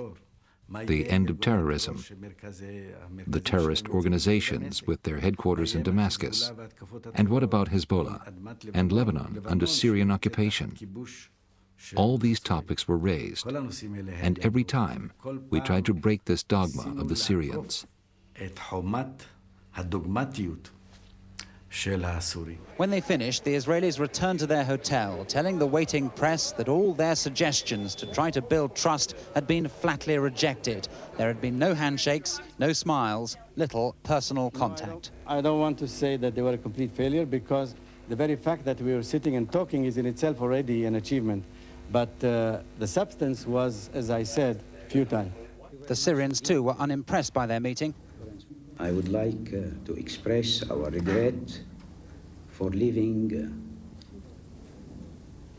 this city, Madrid, without having tangible results from the bilateral talks that our delegation held yesterday with the Israeli delegation. Israeli talks with the Palestinian and Jordanian delegation were so positive that they could be crowned with public handshakes afterwards. Both sides here, at least, confident of meeting again soon. America had finally brought the warring parties to the conference table. But it would take another breakthrough to convert fighters into peacemakers.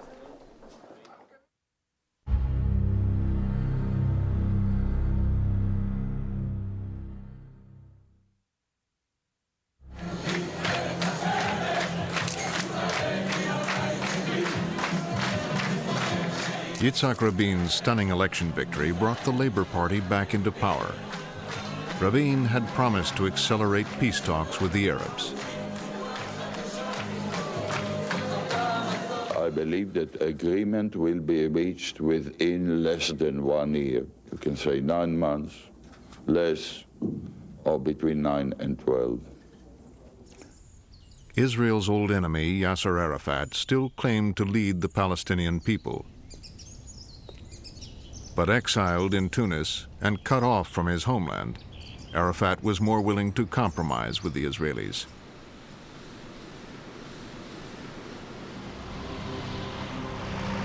In London in December 1992, a PLO representative from Tunis was on assignment.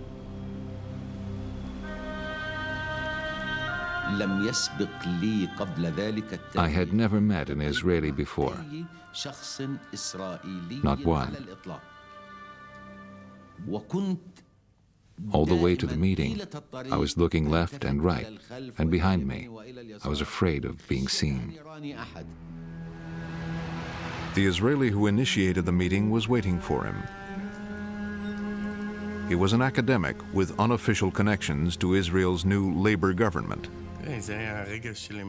It was a moment of truth. Meeting a PLO man was against the law.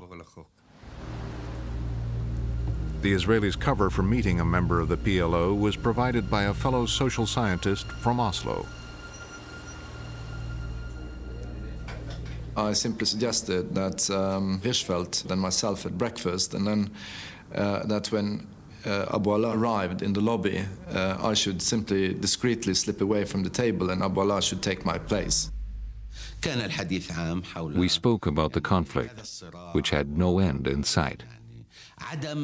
It had been raging for the whole century. So how could we end it?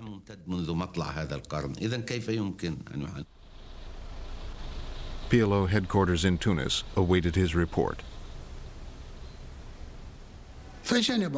Abu Allah told us what had happened. I said, if they ask you to go again, go. He asked, what's the point of talking to these people? I said, well, there must be something behind it. At the same time, official peace negotiations begun in Madrid continued in Washington, where a delegation of West Bank Palestinians were getting nowhere. Bypassing the delegation to talk directly to the PLO was thought by some Israelis as a better way around the impasse.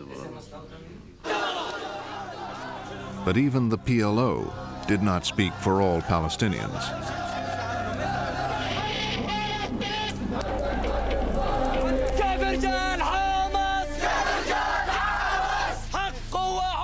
The fundamentalist group Hamas had just kidnapped an Israeli police officer and murdered him.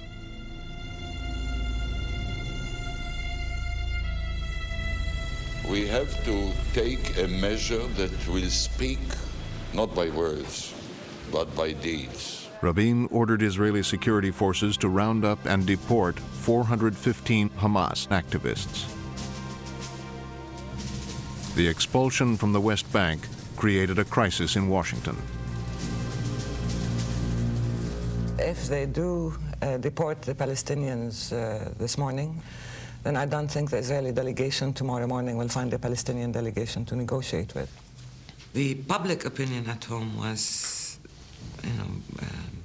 boiling. It was so volatile that we knew we couldn't proceed with the discussions, with the negotiations. The Palestinian delegation walked out of the Washington talks. Arafat now had no links to the Israelis. He sent for the Norwegian social scientist who had set up the secret breakfast in London. Arafat told me that the talks in Washington were completely stuck, and that was why he felt there was a need of a back channel, and thought that the research institute in Oslo, which I was heading, should be the sort of front organization for the talks, because both the PLO and Israel needed deniability for having such talks.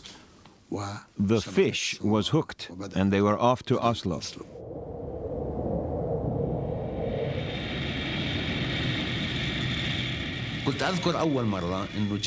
We were nearly arrested when we landed. We didn't have visas. Nobody met us. Instead of being treated as VIPs, we were grilled for 2 hours by the Norwegians. We had to be so careful that we did not even inform the Norwegian secret police about their arrival. Abu Allah, with 2 fellow Palestinians, was driven through the snow to a country mansion near Oslo. Here, he and the Israeli professor got down to business. I said to Abu Allah, we must focus on topics where agreement is possible. We must put to one side subjects we know we can't resolve. In dispute were the Palestinian territories ruled by Israel, Gaza and the West Bank, and most disputed of all, Jerusalem. I said, we won't agree about Jerusalem. He talked about Palestinian control of the entire West Bank. I said, listen, we won't agree to that. Let's focus on Gaza first. Every Palestinian was suspicious about Gaza first. The Israelis wanted to get rid of Gaza. For them, Gaza was just a factory of problems and the Intifada. Back in Tunis, after the first Oslo meeting, Abu Allah voiced his concern about the idea of Gaza first. Abu Mazen said, if any Palestinian land is offered, we should take it. Why reject Gaza? Then Arafat said, I want Jericho as well. I asked him, why Jericho? He said, to get a foothold in the West Bank. Gaza is a dead end, but Jericho leads somewhere.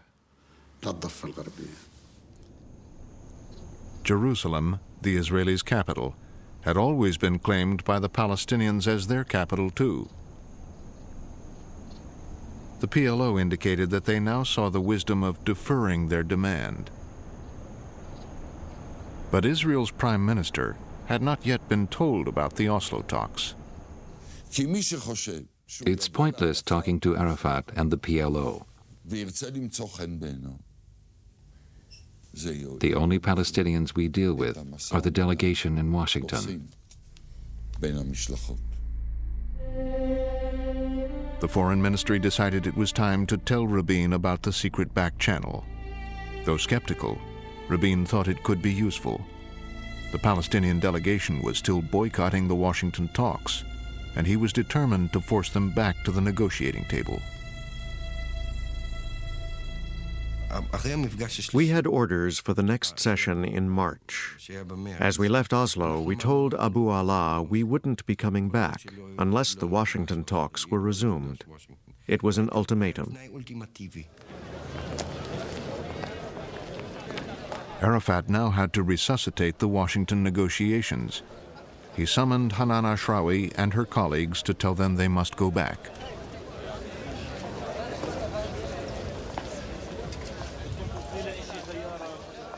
He said, we cannot afford to pay the price of walking out.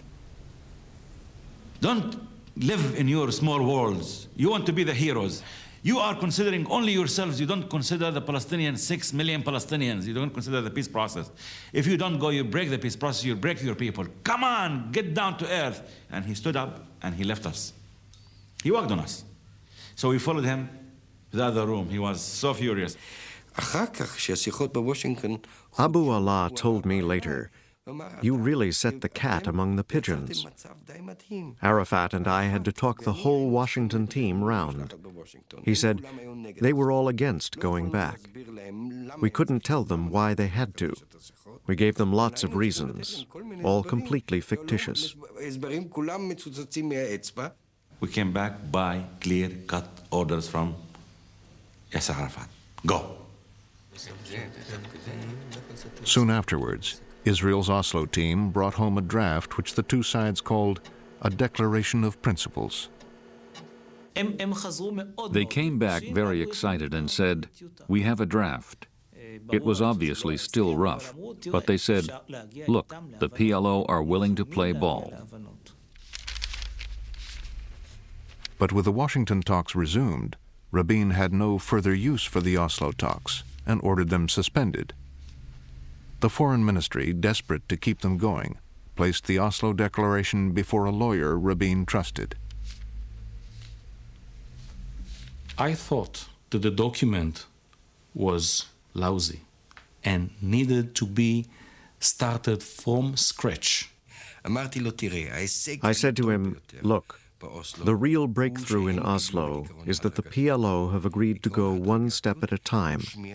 This means that we retain Israeli control." Yossi Beilin drove with his boss, Foreign Minister Shimon Peres, to see Rabin. I was squeezed between the two of them, and as we were driving, Yossi Beilin whispered into my ear. He said, "Well, I don't want to put you under too much pressure, but you should know that the entire fate of the Oslo negotiations now is on your shoulders." And with this statement ringing in my ear, we entered Rabin's office. At the beginning, the drafts were very, very bad to Israel. He was suspicious that the PLO was using the Oslo track in order to somehow trick Israel into concessions and then using what was said in Oslo against Israel in Washington. I said, "Yitzhak, forget Washington." Maybe the PLO was trying to tell us that they were prepared to be more flexible than the official positions expressed in Washington. I had my doubts, but I said, go ahead, try. Rabin asked the lawyer to join the talks in Oslo, alongside a top government official appointed to show the PLO that Israel now meant business.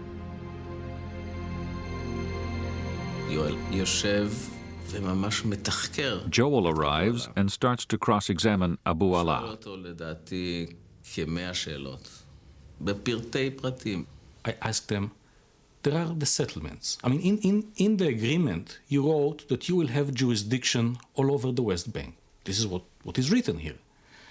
Now, what about the settlements? Do you intend to go into the settlements to send your tax collectors into the settlement and collect taxes? They said, no, we wouldn't do that.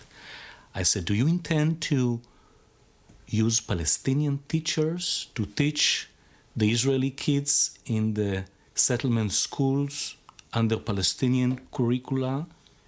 They said, no, no, no, no. So I said, so you mean that the settlements will not be under your authority? They said, certainly not. I said, okay, not the settlements. Now, as to Jerusalem, will Israel continue to govern Jerusalem? They said, yes. I said, okay, it was not clear in the document. Joel said, let's say we leave your towns. We will have to move our troops somewhere. He said, is it clear that only we can decide where they go, and only we can define the security zones? All those questions were really about their security. Even when we discussed the transfer of powers, it was always against the background of security, how they would control security. Everything was about security. And Abu Allah says, yes, as long as you don't make the whole West Bank a security zone.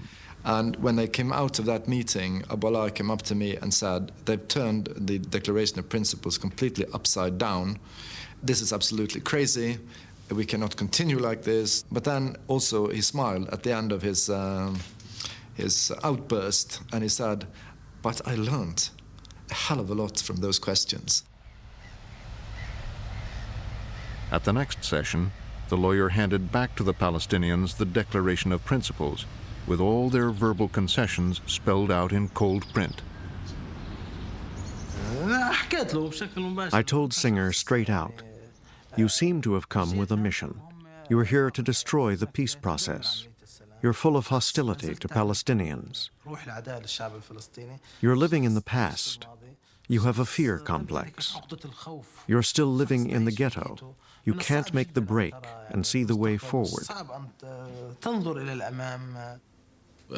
His eyes were shining with anger. And I said, listen, everything that I added, I took from your answers to my question. These are your words. Look at your notes. Next, the Norwegian Foreign Minister Jan Holst, accompanied by Terje Larsen, flew to Tunis to visit Arafat. It was now Arafat's turn to raise the stakes.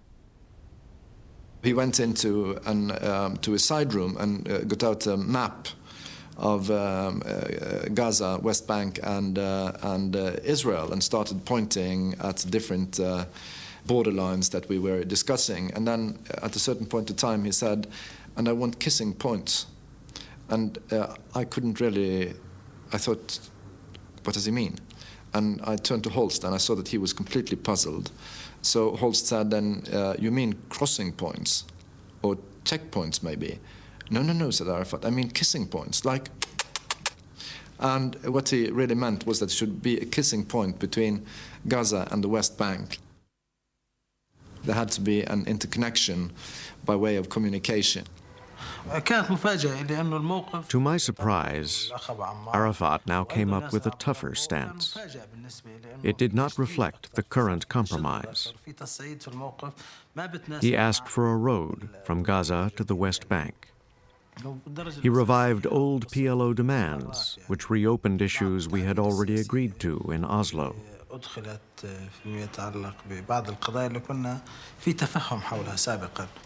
The Palestinian-controlled road between Gaza and the West Bank that Arafat was asking for would cut Israel in two. And now Arafat wanted not just Jericho, but the surrounding district as well. He also insisted that Jerusalem be put back on the agenda. Arafat always thought that if he was getting something, he might as well ask for more.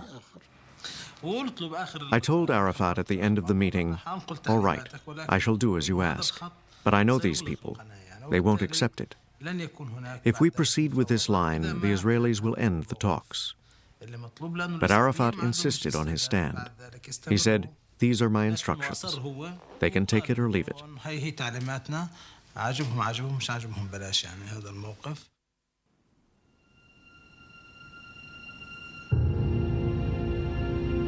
Back in Norway, the Palestinian-Israeli relationship was strained by the new demands.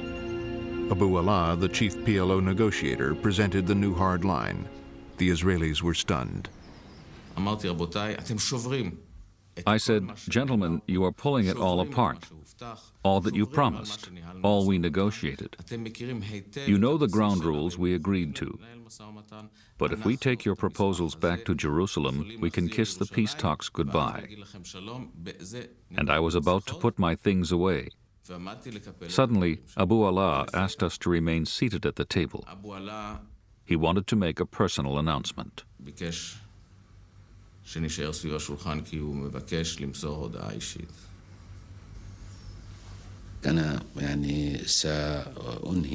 I informed them that I would be resigning. I hoped my brothers in Tunis would continue with Oslo. If they did, I wish my replacement every success. Goodbye, my friends. I will always remember you. We all wondered whether this experienced negotiator was pulling some kind of trick, or whether he meant it.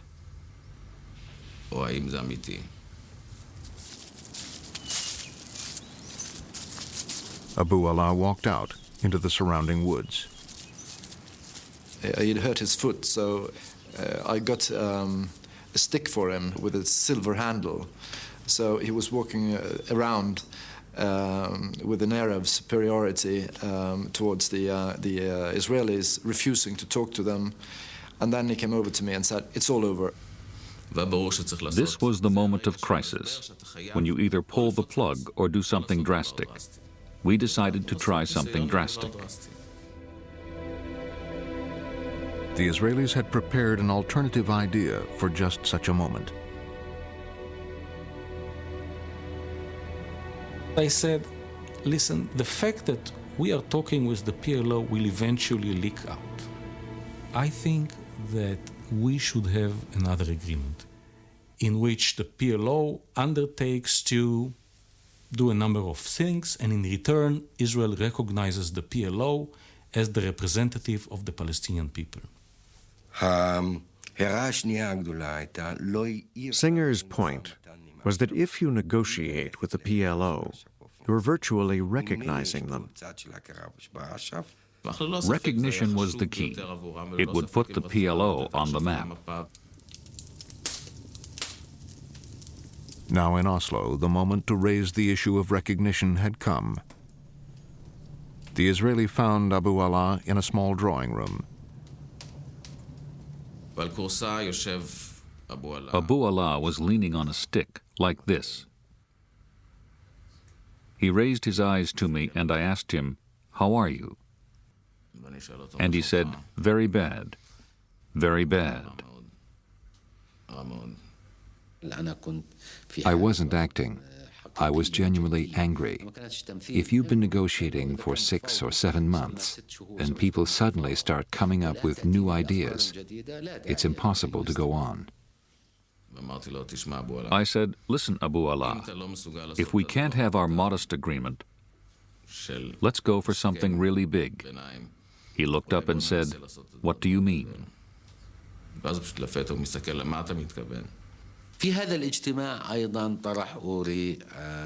Uri raised the idea of mutual recognition between the PLO and the Israeli government.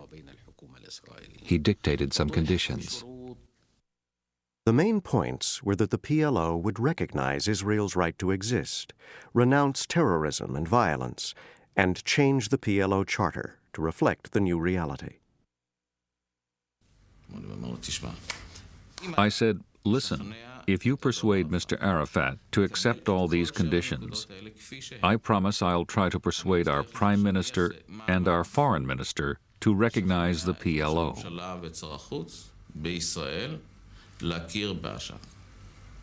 And then these two gentlemen, Uri Savir and Abu Allah, came suddenly bursting out of the room, laughing and joking, and they had solved a basic problem. It was the breakthrough they were looking for. It seemed the PLO would now become an official partner in the peace process. Who knows? If they will elect me, I will be the president again of this Palestinian state. If not, I would like to return back to work as a civil engineer. It was now up to Prime Minister Rabin to decide whether to accept the Oslo Agreement. His chief military advisor argued instead for a deal with Syria. I advised him to try for peace with Syria first, and then go to the Palestinians. Peace with Syria would bring the Arab-Israeli conflict to an end.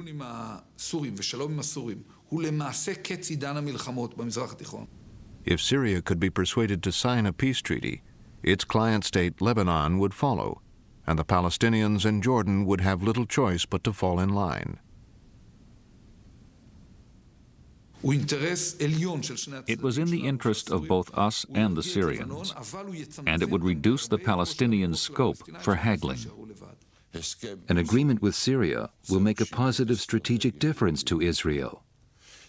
An agreement with the Palestinians would just be public relations.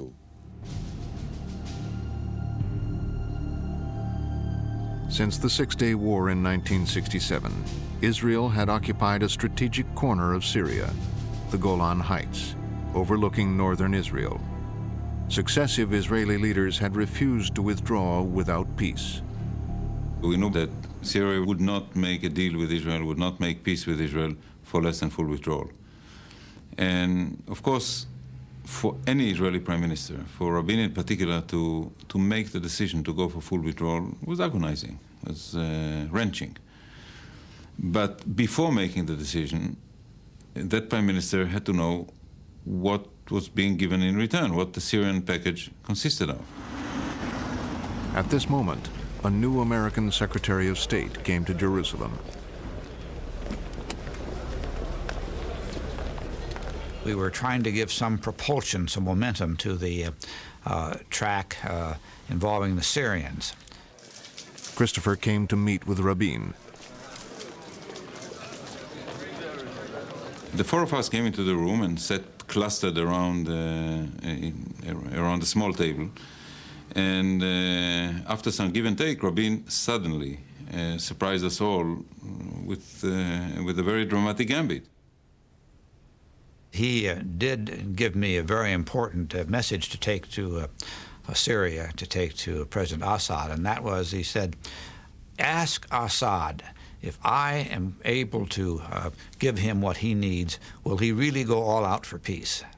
In other words, if Rabin withdrew from the Golan Heights, would President Assad accept alternative ways to safeguard Israel's border? Would Syria agree to full peace, stop support of terrorism from Lebanon, and establish diplomatic and trade relations with Israel?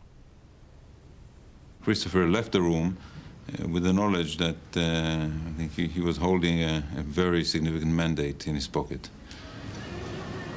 When he arrived in Damascus, Christopher presented Israel's offer of withdrawal to President Assad.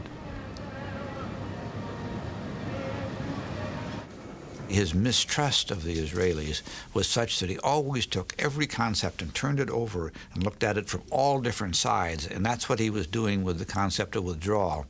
And he did it by asking me questions, not impolite questions, but very aggressive questions. Now, you have to tell me, Mr. Christopher, what the Prime Minister means by withdrawal. That's just an empty term. I really know what it means.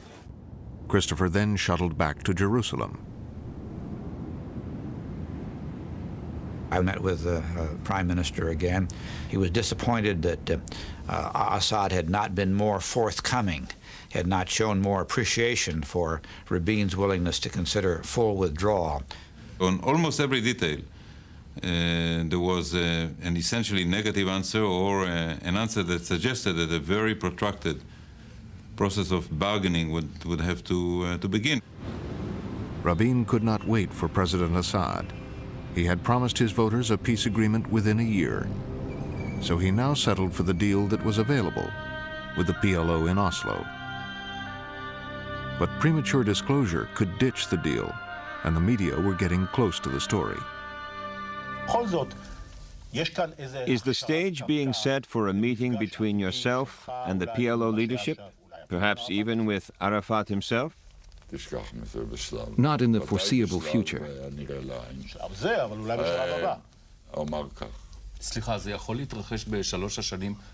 Before the next election, at least? I hope not. Rabin had to act fast. He gave the go-ahead to Foreign Minister Shimon Peres. Shimon Peres told me, Yoel, take all your documents, come with me, we're going to conclude the agreement. Peres set off for Scandinavia. To clinch the deal, he needed a smokescreen. He met Norwegian Foreign Minister Johan Holst secretly in Stockholm and asked him to be his mouthpiece in case anyone was listening in as they telephoned Arafat in Tunis. I called Arafat and I got him immediately on the line, and I told him that in the code we used at the time, Abu Ammar, which is Arafat's nom de guerre, I have the two fathers here. That was the code for foreign ministers. My father and the other father. And he immediately understood what I meant. And I said, and they want to finish everything tonight. We went through the last disputed points, one by one. The phone's loudspeaker was turned on, so all of us could hear Holst on the other end. I was listening in for perhaps 4 or 5 hours. At around midnight, Shimon Peres went to sleep. And he told me, if you need my approval, if you want to go beyond the general instructions that we have agreed on with Rabin back at home, wake me up. At issue were the withdrawal of Israel's military government and how and when they would deal with difficult issues like Jerusalem. Twice, I had to wake Shimon Peres up. The second and last time he woke Peres up was over the issue of who would control the bridges between the West Bank and Jordan. We wanted to be able to control people entering and exiting from the autonomous areas to see that they are not, concealing weapons and the like. We wanted the crossing points to be under our control. I said to Holst, tell him we will not retreat from our positions. Tell them if we don't settle it tonight, it might never get settled. We agreed that the crossing points be jointly controlled. It was 5 o'clock in the morning. After 7 hours on the telephone, they finally had an agreement. I think the phone bill was paid by the Swedish government. We still owe them the money. President Clinton agreed to host a signing ceremony. Then, with everyone gathering in Washington and on their way to the White House, Yasser Arafat noticed something missing from the document, the name PLO. He said, I cannot sign this document. I'm the chairman of the PLO, not the head of the Palestinian delegation. And Israel has recognized the PLO. So what are the Israelis up to? Sort it out.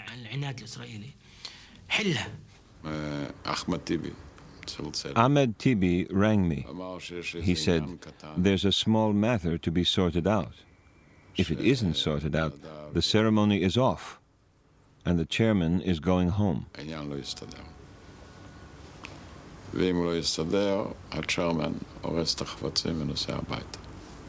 I saw Arafat ordering the plane to be ready to leave Washington if they don't accept the PLO. I said, listen, all the documents are printed and ready. It's just an hour before the signing.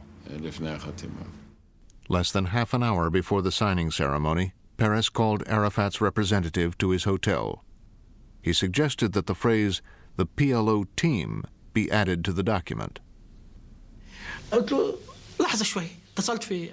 I said, I'll ring Arafat. I said to Arafat, Perez says, how about the PLO team? Arafat said, in all of the text? I said, in all the text. He said, okay, 2 kisses, one for you and one for Perez. Ladies and gentlemen, Mr. Arafat, Chairman of the Executive Council of the Palestine Liberation Organization, His Excellency Yitzhak Rabin, Prime Minister of Israel, the President of the United States. The moment I saw Arafat walking out from the White House with Rabin next to him and Clinton and so on, imagine this White House that said bye-bye to the PLO, that branded Arafat as a terrorist, Rabin, the chief of staff who occupied the West Bank and Jerusalem, and it was electrifying.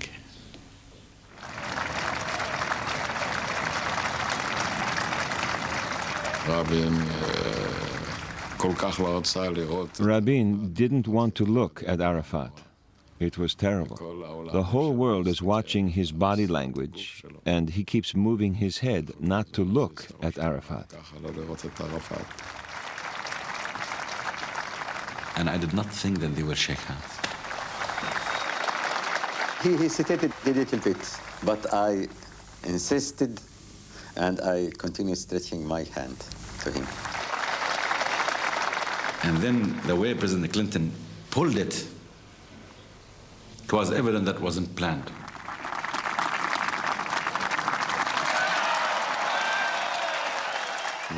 Arafat just wouldn't let go of his hand. He's a great expert at such things.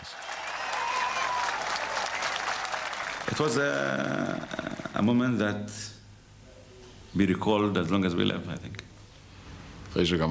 After he finished shaking his hands, Rabin turned to me. He whispered, "Now it's your turn. He went through this hell. Now it was my turn."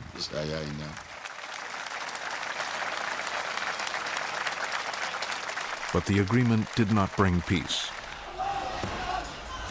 In the occupied territories, a large number of Palestinians vowed to continue the fight. In Israel, too, the opposition was fierce. We think that this endangers Israel, and what I would do as Prime Minister is to do anything responsible within the rule of law to stop and nullify the dangers that emanate from this agreement with the PLO to Israel's security.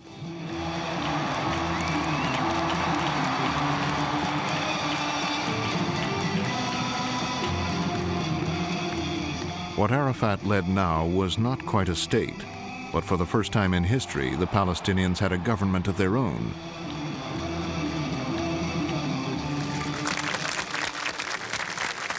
Among the Arab countries, now Jordan would join Egypt in making a deal with the Israelis. King Hussein was at last able to sign the peace treaty he had wanted. What we have accomplished and what we are committed to is the end of the state of war between Jordan and Israel.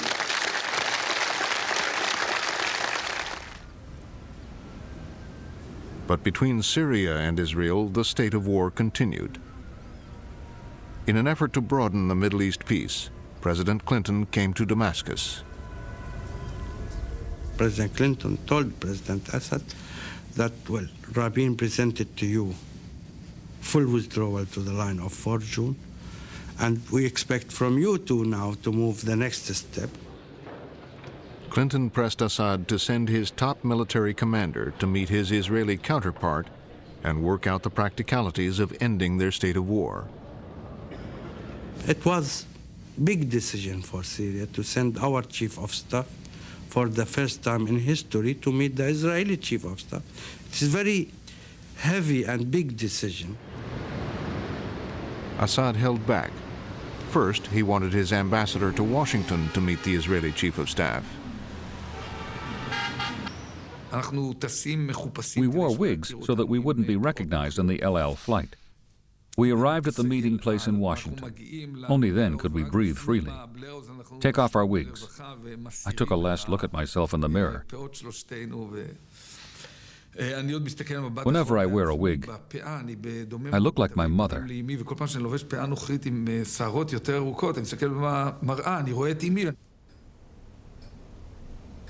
The Israeli commander began the meeting by speaking of a military withdrawal without specifying the precise frontier.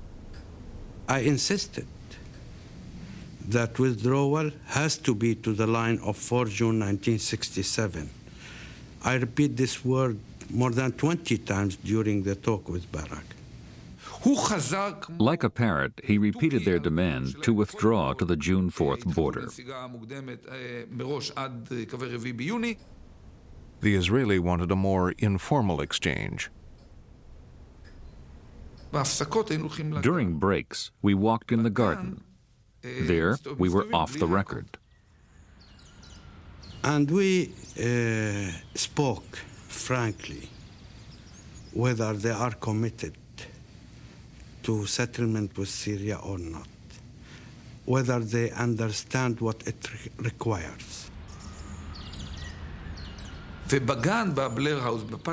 On the patio, there were these arched doorways. I compared peace between us to the keystone of the arch. At the end, you feel that he wants to make it. He wants to find a solution. He wants to give his blessing. This encouraging start led Assad to send his chief of staff to join the talks. They discussed military safeguards, for example, the future of Israel's early warning station in the Golan. Talks progressed in fits and starts.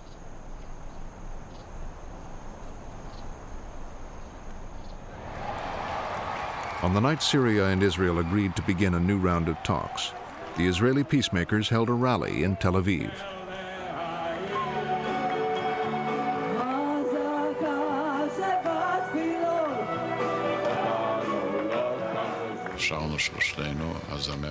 We sang, the three of us, the singer Miri Aloni, Yitzhak, and myself. Yitzhak and I are not such great singers. He had the words of the peace song on a sheet of paper. After we sang, out of tune, Yitzhak folded it and put it in the pocket of his jacket. On the way to his car, he was shot dead by an Israeli extremist. 3 bullets went through his heart and through the song.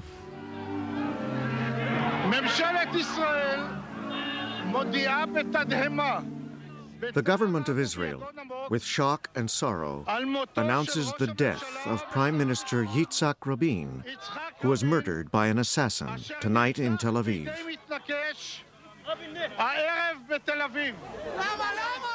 Why? Why have they done this? I am very sad and very shocked for this awful and terrible crime against one of the brave leaders of Israel and the peacemakers.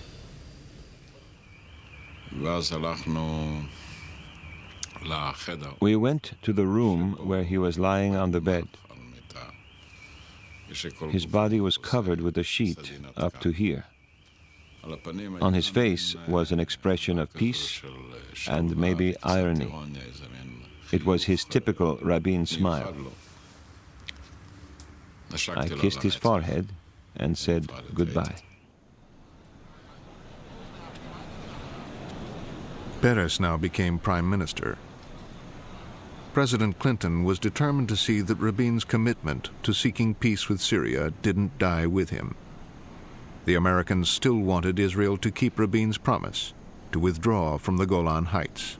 Rabin had held the Syrian track rather closely to himself.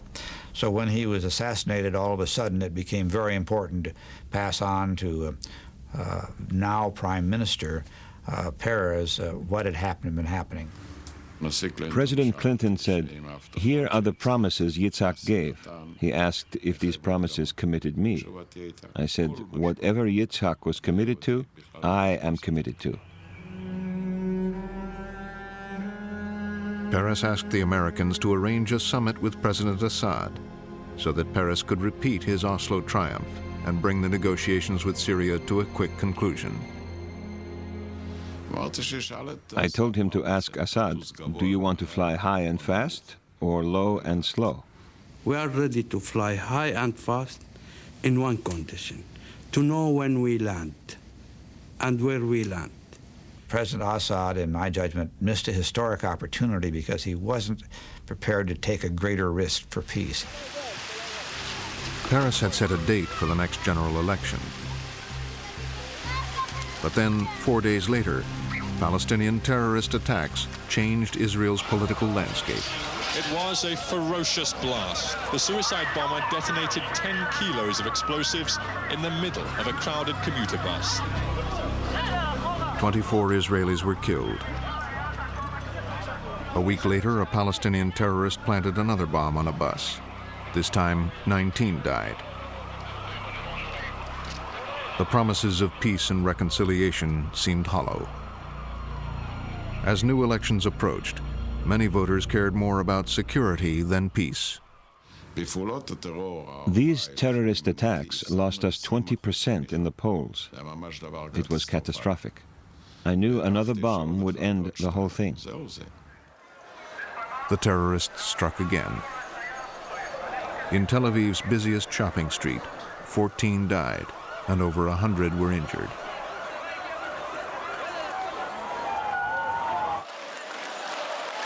Together, the Israeli electorate and Palestinian extremists had brought forth a new, more mistrustful Israeli leader. The major decision took place before the elections, when I said that I would honor the Oslo Accords, even though I thought they contained many flaws. Nevertheless, Netanyahu agreed to partial Palestinian control of Hebron. But for 18 months afterwards, the peace process was paralyzed. In October 1998, under considerable American pressure, Israelis and Palestinians met in a hotel outside Washington. On the table was a proposal for an Israeli withdrawal from additional territory on the West Bank, in return for new security guarantees and the annulment of all clauses in the Palestinian Charter calling for the destruction of Israel. One peacemaker was General Ariel Sharon, whose fierce reputation as a warrior helped provide credibility to the process. 9 days of diplomatic urging, cajoling, intervening, and arm-twisting by President Clinton finally produced results. This agreement is good for Israel's security. The commitments made by the Palestinians were very strong, as strong as any we have ever seen. We are more secure today because for the first time since the signing of the Oslo Accords, we will see concrete and verifiable commitments carried out. This agreement is good for the political and economic well-being of Palestinians. It significantly expands areas under Palestinian authority to some 40% of the West Bank. We will never go back. We will never leave the peace process, and we will never go back to violence and confrontation. No return to confrontation and violence. To support the agreement, King Hussein left his hospital bed where he was being treated for cancer. He went right to the heart of the matter.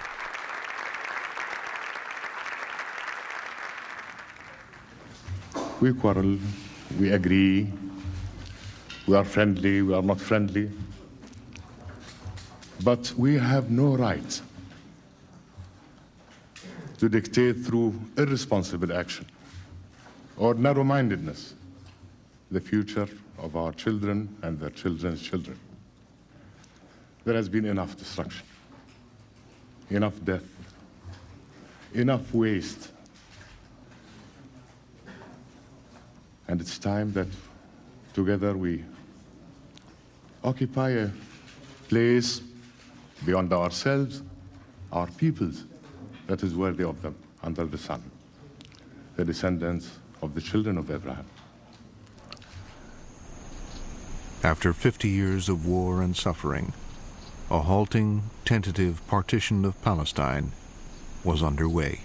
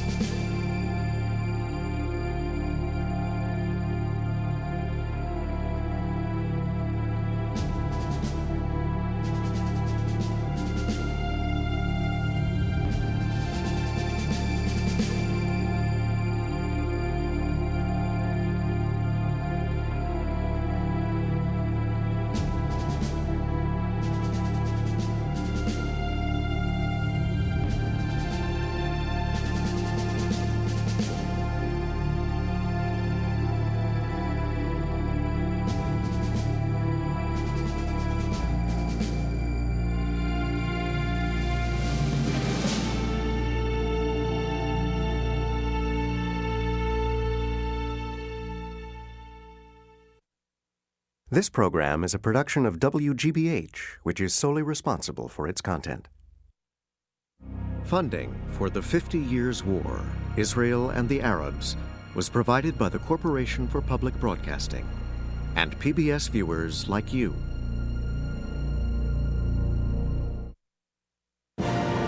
This is History's Best on PBS.